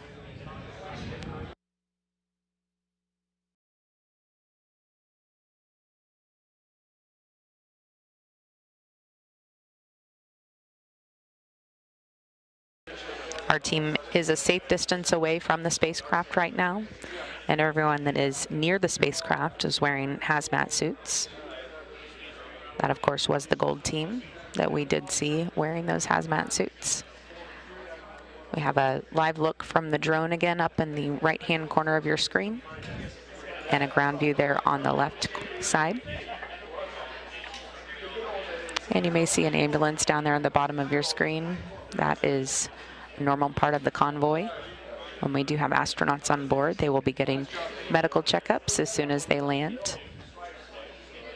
And a lot of practice is going into this time, even though we don't have astronauts on board. There are a lot of things that our team is running through as if we do, so that they get some extra practice in before that crewed flight test.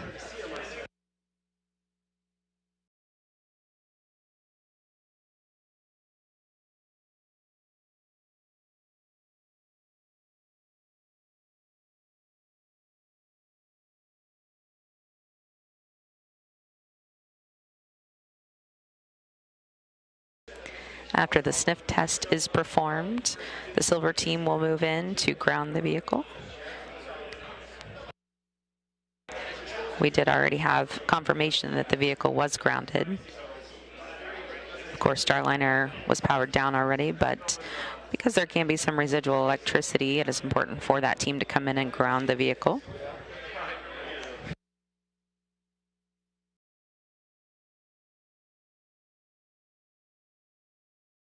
You could see a look back in here at Mission Control, where a lot of the NASA and Boeing team members and leadership have moved their way in to congratulate the flight controllers on the mission. Flight Director Mac Lambers, you can see there, right in the bottom left-hand corner of the screen here, talking to Steve Stitch, the Commercial Crew Program Manager. Lammers has officially handed over control of the vehicle, so his part today is done. He's now enjoying handshakes around the room. The team has really been happy to see Starliner safely home, all feeling good about the work they've done over the course of this mission.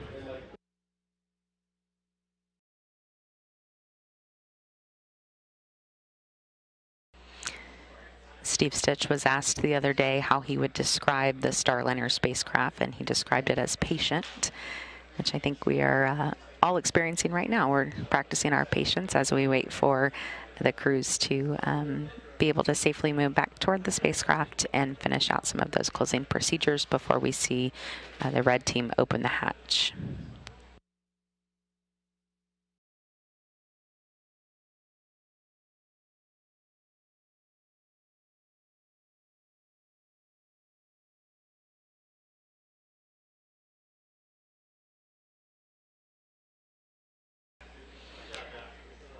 once our team is back on site, and they do perform that sniff test once again to make sure that there's been time for the gas to burn off from the hydrazine. The green team will move in, and they will hook up the HVAC trailers to the crew module to get that ground cooling going. But their first job is to put an environmental enclosure on the crew module. You may have heard our teams talking about that earlier, that it kind of looks like a big inflatable or a big bounce house that goes up around the crew module there. They will wrap it around and get cool air into the module to make sure that the vehicle and its critical systems don't overheat there on the desert floor.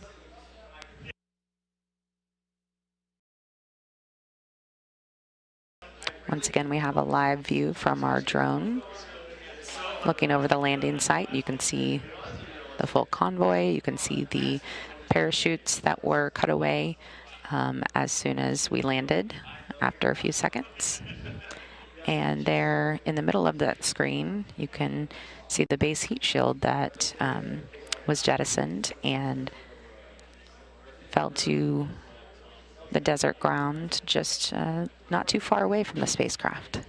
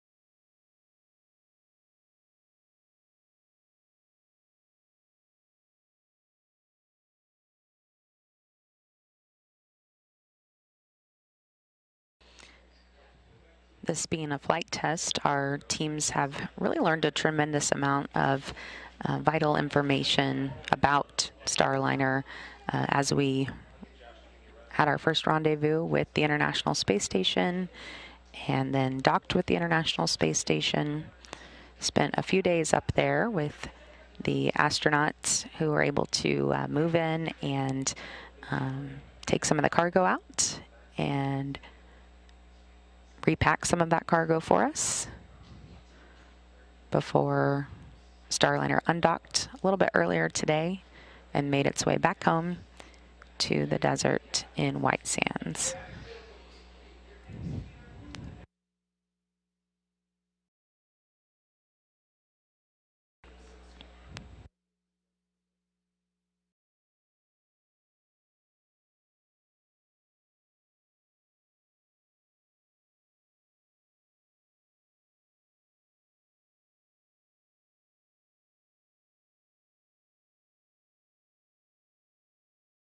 And you can see the gold team there moving back toward the spacecraft to perform another sniff test with that device.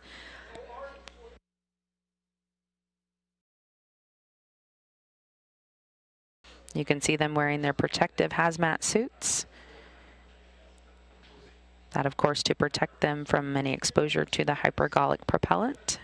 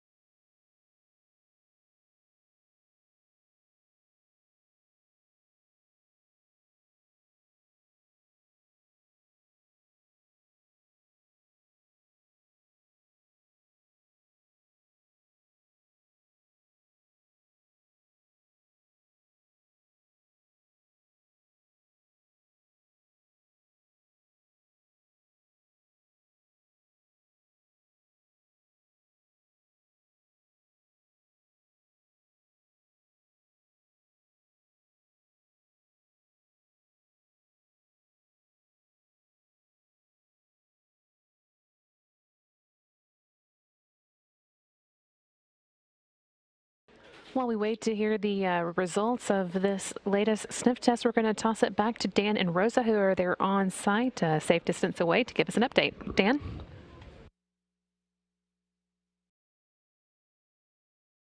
Hey, thanks, Brandy. Yeah, we're still at about the 500-foot point, and hopefully you guys can hear me right now. So we're still at 500 feet away. As you saw, everybody did back away from the capsule, and that was by design. So the gold team was in. They detected a faint trace of hydrazine. So this is something they train for. This is something they prepare for. They gave the go for everybody not wearing those kind of hazmat suits to back away from the capsule while they continue to troubleshoot. And we just got word that we are detecting 0 now, so everything looks like it's going in the right direction. Again, as you mentioned, this team has trained for many years. It's part of our procedures. Again, they're still going to continue to monitor those levels, but all is looking nominal now that we've gotten that read for 0.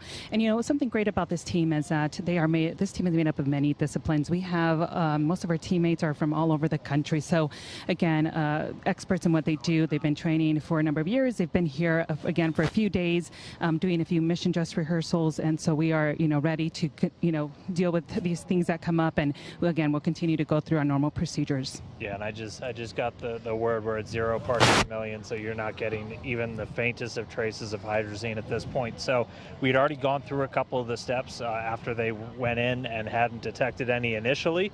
One of the steps that the gold team actually takes is to install some covers on those thrusters that use that hydrazine propellant.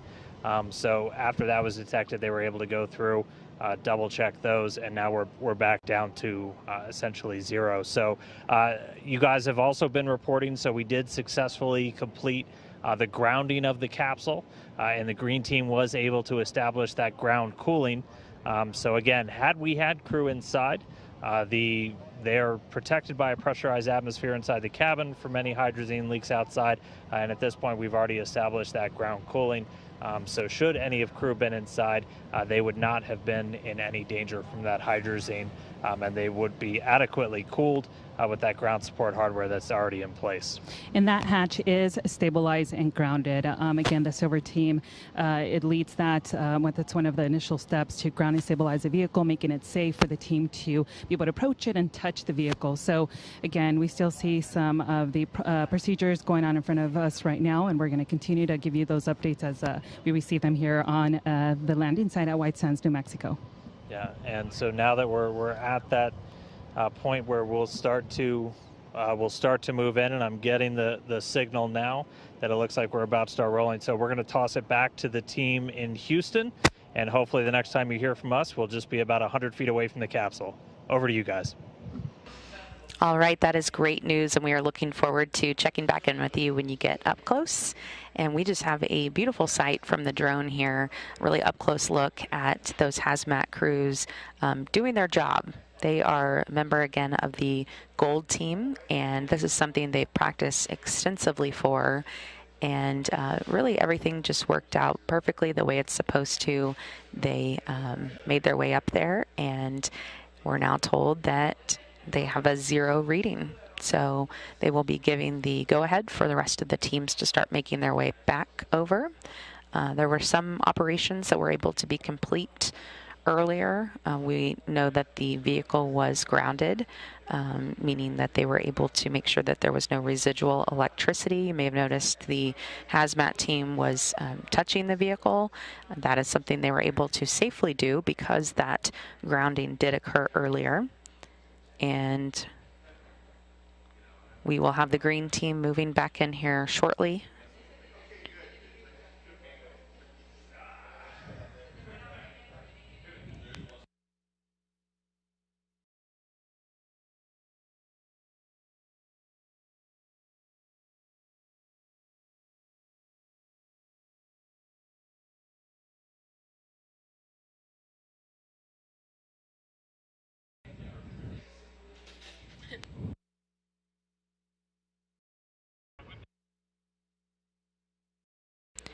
The next thing that we'll be seeing here shortly is the green team coming in to set up the environmental enclosure that will go over the crew module. Looks like a big inflatable.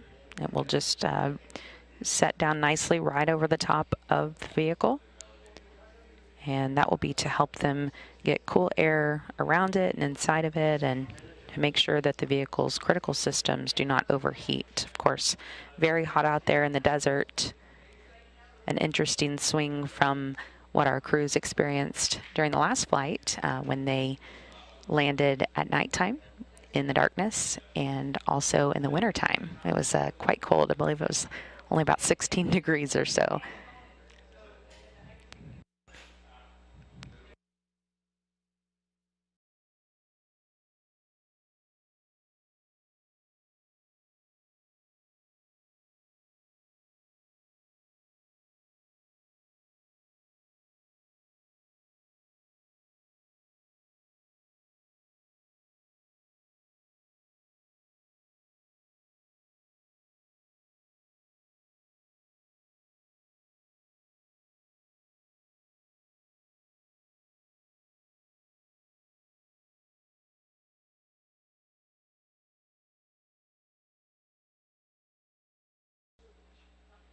When Starliner landed around 5:49 Central, 4:49 Mountain Time today, it did land under 3 good main parachutes, as well as fully inflated airbags. And these capabilities are just something that help us turn the vehicle around in a much quicker time frame. Of course, this is a reusable crew module, can be used up to 10 times with at least a 6-month turnaround time.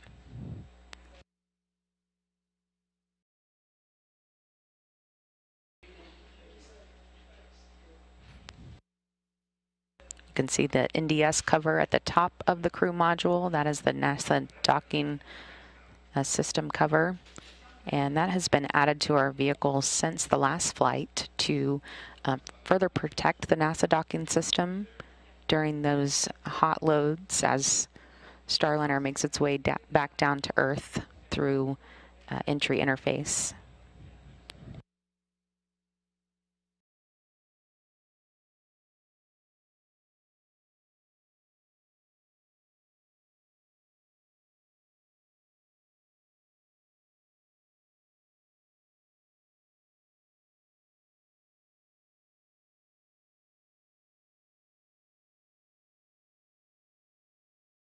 We do also see exactly what we expected to see with the crew module returning through that hot entry interface.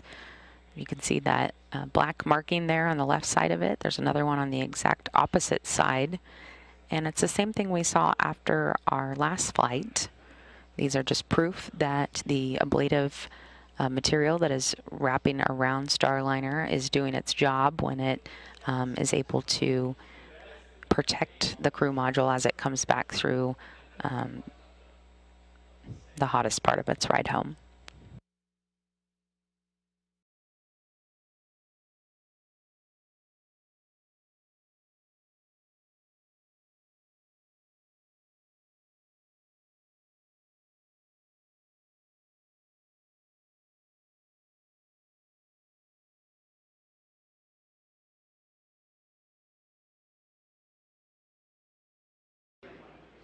Continuing to see live views from the New Mexico desert an hour after Starliner's 5:49 p.m. Central touchdown. Starliner came in for a landing across Baja Peninsula and the northwestern corner of Mexico before making it to New Mexico. And the teams there on the ground reported they did hear the sonic boom as the spacecraft came in. And making their way steadily now through these recovery steps. Looks like the green team might be getting close to wrapping up. They'll be followed by the red team, which will we'll see open the hatch on Starliner. Give Rosie some fresh air.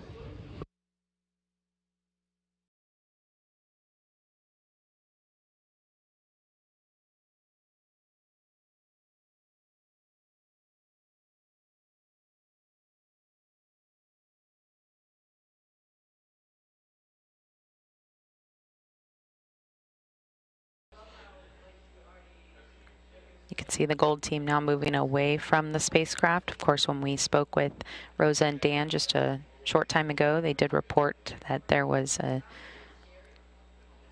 0 hydrazine on the meters, so a good sniff test. And we do expect to see them alert the other teams to start moving back into the spacecraft.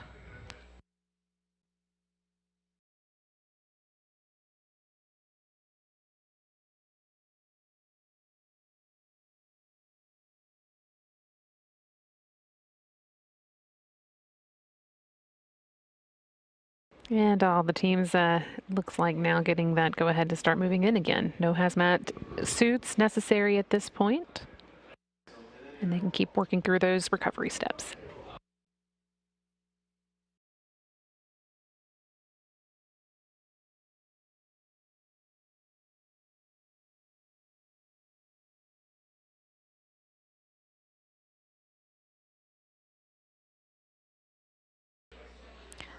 So this is the silver team that has moved in now safely after that sniff test was done.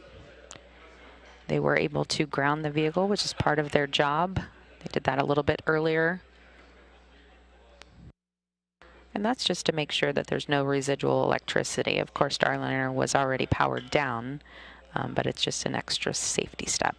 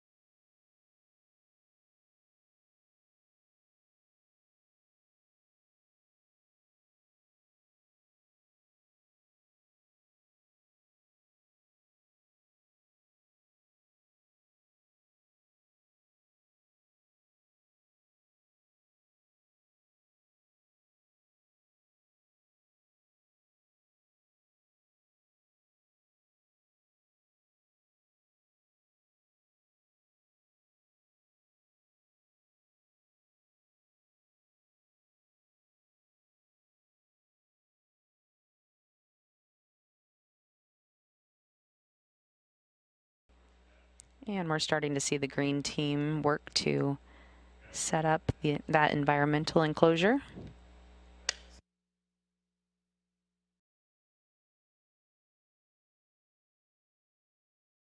And on the right side of your screen, the red team is moving in, and that's the team that we really want to pay most attention to because they will be opening the hatch. That team is made up mostly of Boeing Fire Rescue, and as you can see there, they're moving that mobile access platform in right up to the hatch on the crew module, just so they can have the closest access to opening the hatch. And of course, this is the team, had we had astronauts on board, that would be getting them out and moving them over to the medical truck where they would get post-landing medical checkups.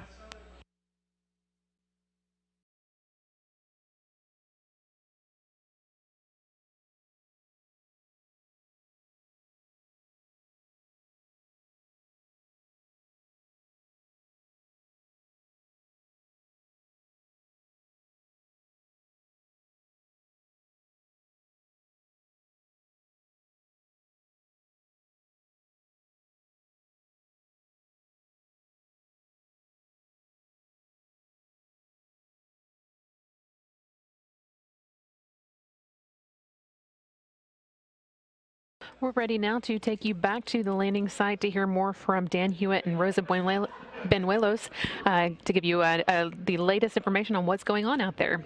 Dan, Rosa?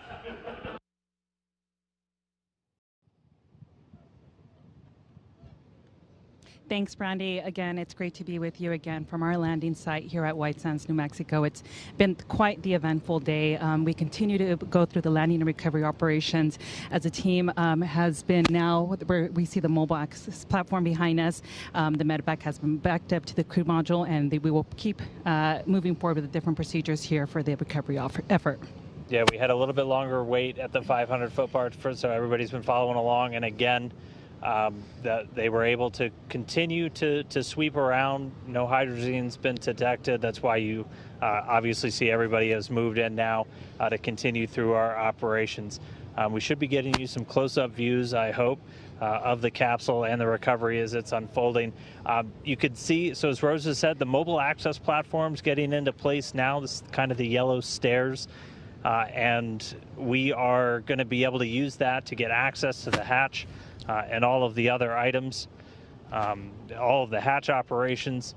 And then you may not be able to see it in every single view, but there's a large truck just to the right of the capsule from our viewpoint with a big Starliner on the side, and that's the medical truck. So it doesn't have a purpose today with no crew on board, but we're still going through all of the operations as we would if a crew were flying on Starliner, and that's going to get backed up.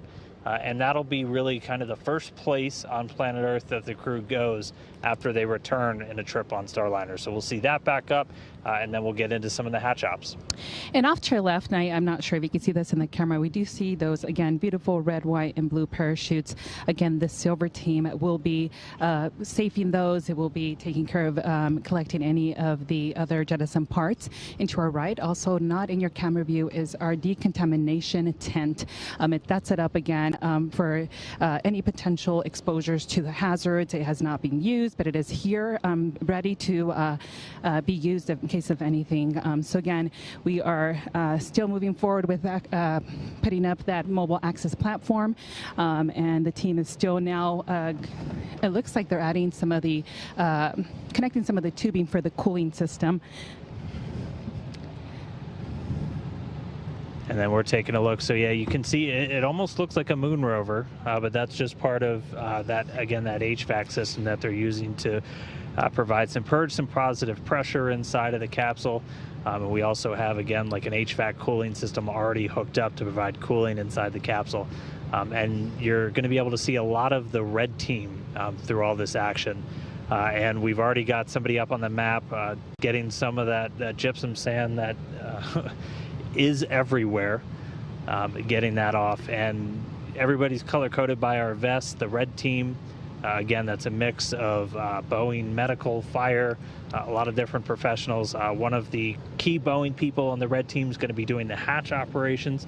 We're going to be going in through the side hatch. So again, Boeing has 2 hatches on Starliner. You've got the side hatch, and you've got what's called the IVA. It's essentially the hatch at the very top. We use that whenever Starliner's docked to the space station, but for all of our ground operations, we're using that side hatch. It's been closed since it was on the pad out in Florida, and it's going to get open for the first time here in just a little bit. That's right, Dan. As you mentioned, that Mars rover looking car to the left actually is a humidifier. And again, that's providing some of that positive air into the crew module and keeping any of that dust outside. And that's part of the purge system. It's really critical to keep the humidity levels at a stable condition inside the crew module as we are getting ready to open that hatch. So we're seeing some great views on our side here. Again, the team continues to work, continue to work on setting up those different systems. That mobile platform looks like it's ready. The team is up there working their procedures, and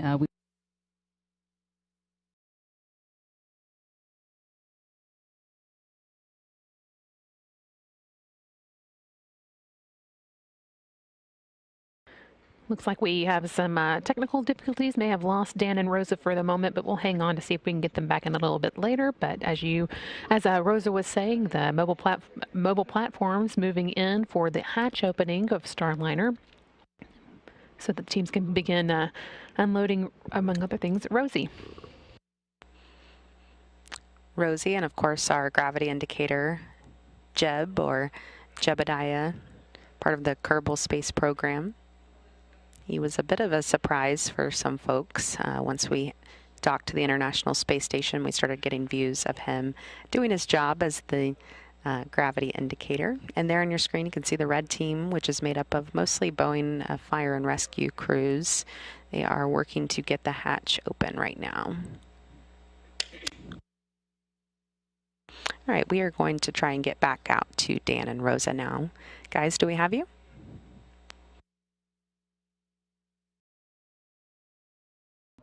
Hey, Brandy. Yeah, hopefully you can hear me now. One of the joys of working from a really remote location is you do run into some occasional technical hiccups. I will say we've got a bunch of certified wizards on the blue team here today who are bringing us all of these different views for folks around to take a look. But again, we're getting into our hatch operation, so the access panel on the hatch is getting opened up. There's a special tool that our lead hatch ops engineer is going to be using to get that open. The hatch can operate within a pretty small range of PSI differentials on either side, basically just meaning we need to make sure the pressure inside of Starliner is relatively the same as the pressure out here. And after they get that confirmed, we'll be able to get the hatch opened. That's right, Dan. And once we're done with this hatch opening procedure, we will be going through the closeout. Starliner will actually stay overnight. It will be sent to a processing center and then make its way back to Florida.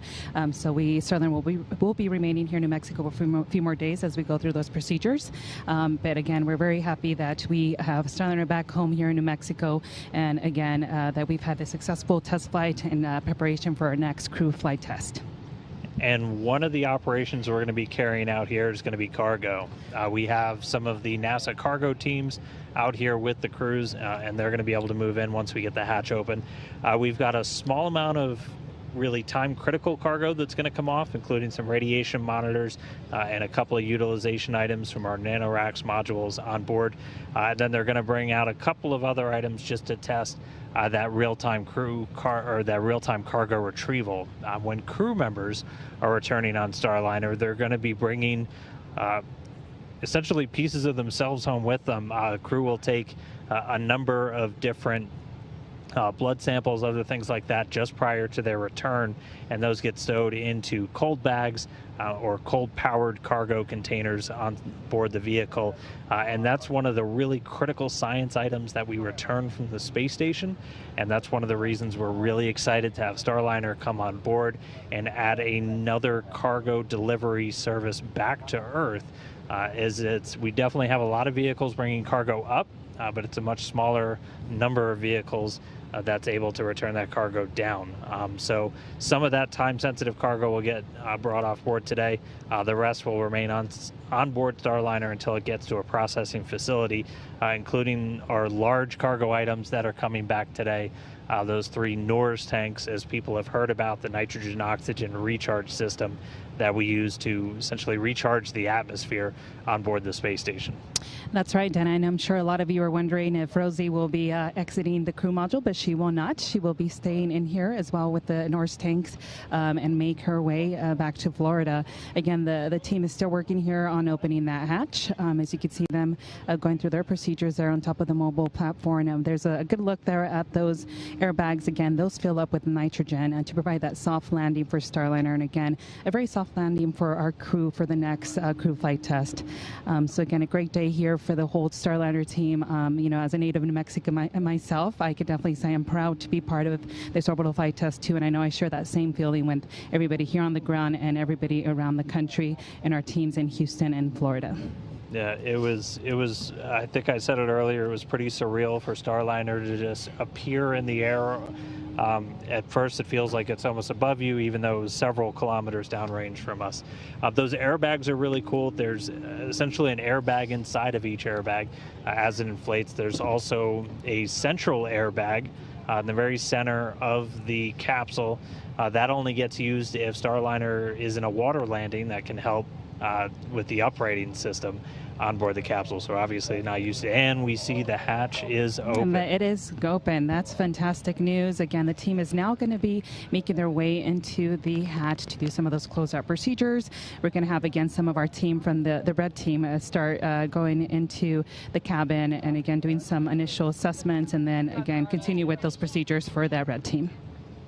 All right, so 6:06 Mountain, 7:06 Central, 8:06 p.m. Eastern, Starliner hatch is open. So they'll get their first look inside. And again, we've got some cargo specialists that'll be allowed to move up close pretty soon. And they'll be able to start to offload some of the items that Starliner's brought home.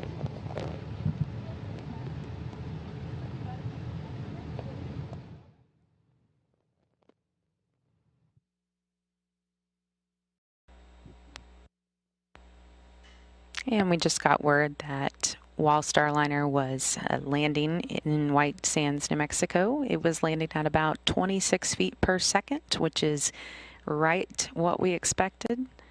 A very comfortable ride if we had astronauts on board.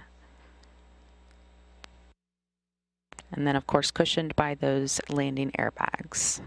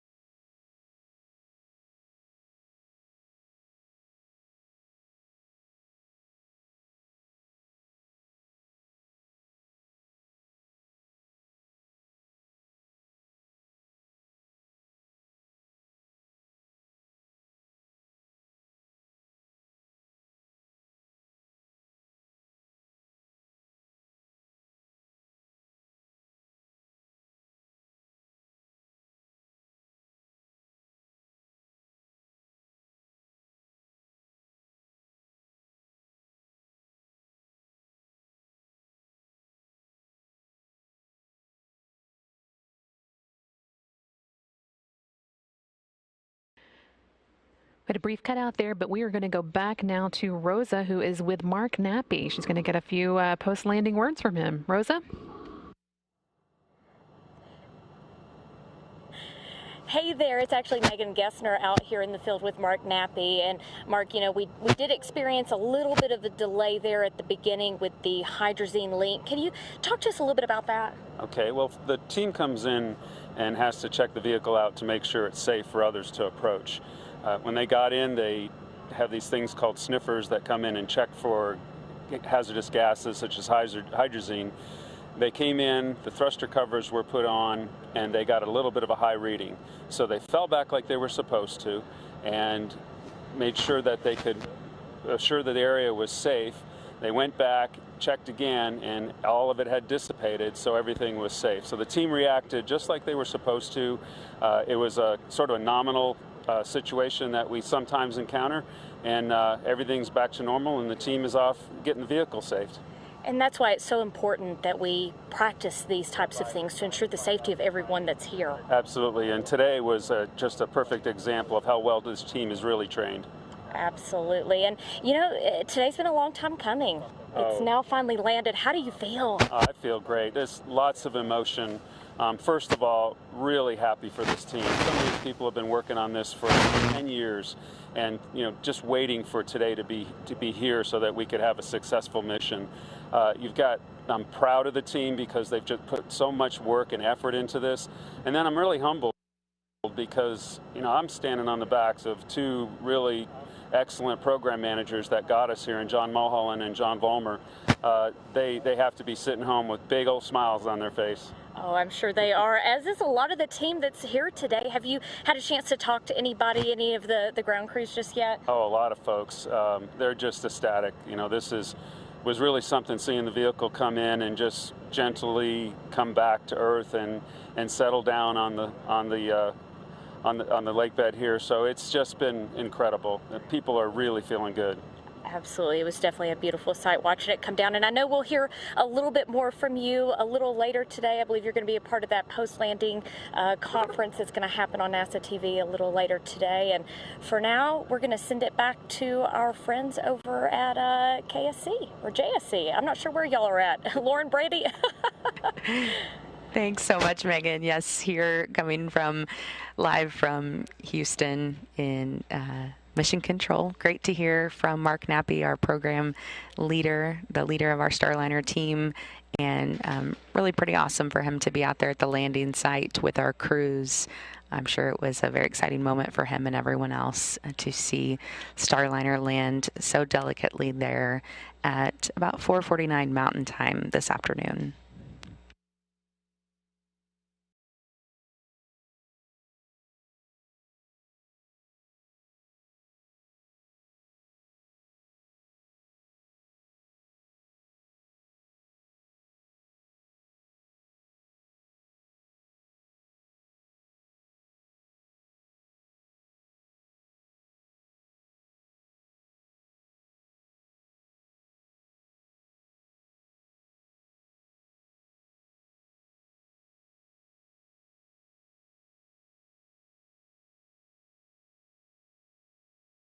We're going to keep sticking with coverage for a little while longer as the teams make their way through the post-landing recovery checklist. As you heard there from Dan and Rosa earlier, and as you can see here on your screen, they do have the hatches open. Still got about 2 hours left until sunset in New Mexico, so they've got some good working daylight hours to go. And as Megan was talking to Mark Nappy, we did get a peek inside the crew capsule. We could see Rosie there in her seat. Everything looked good. She looked exactly in the place that the crew on the ISS left her just this morning as she undocked.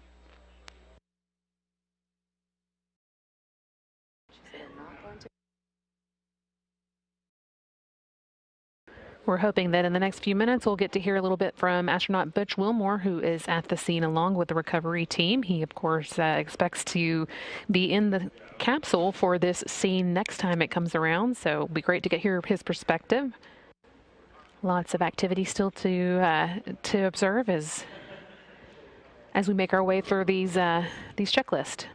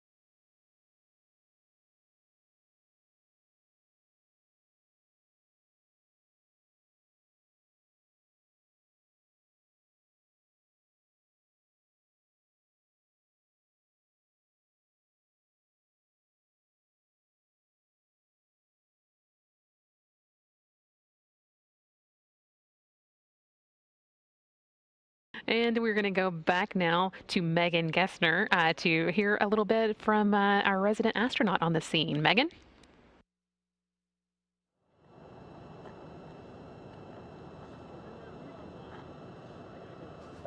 Okay, it looks like we're live, Butch. Oh, my. So good to see you here today. I know you weren't able to make it out here for OFT1, but today you are here in person. What are you feeling? Oh, my. I mean, we all tracked towards from the beginning, from launch all the way through the mission, and this is what we were hoping for at the end, right? I mean, a soft, safe landing, culmination of all the hard work. I mean, you've got to give a huge congratulations to the folks at Boeing, all the way from Mark Dabney, all the way down, everybody that's worked the program, gone through some difficult situations, and now to culminate in this after a wonderfully successful mission. I mean, you couldn't ask for more. Absolutely. Definitely takes a big team effort to have all this happen. You know, now as a casual observer, you know, I see one thing when I see a spaceship coming down.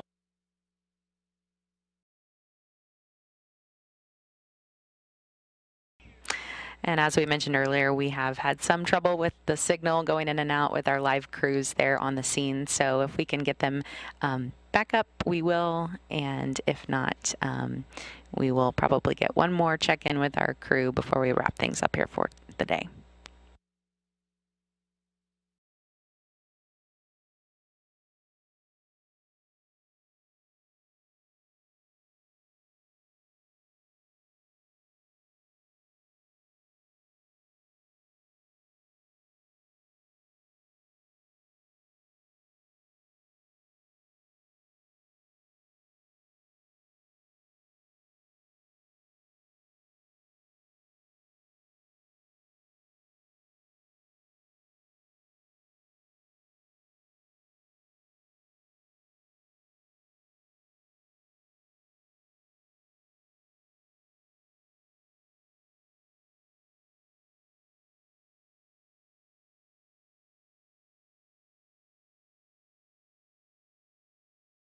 And you are seeing live pictures of our crews that are performing many of the closeout procedures and landing procedures that we've been talking about, making their way through that crew capsule after a 4:49 Mountain Time landing this afternoon, 5:49 Central. And it sounds like we do have the signal back, so we are going to go back out live to Megan Gessner and astronaut Butch Wilmore.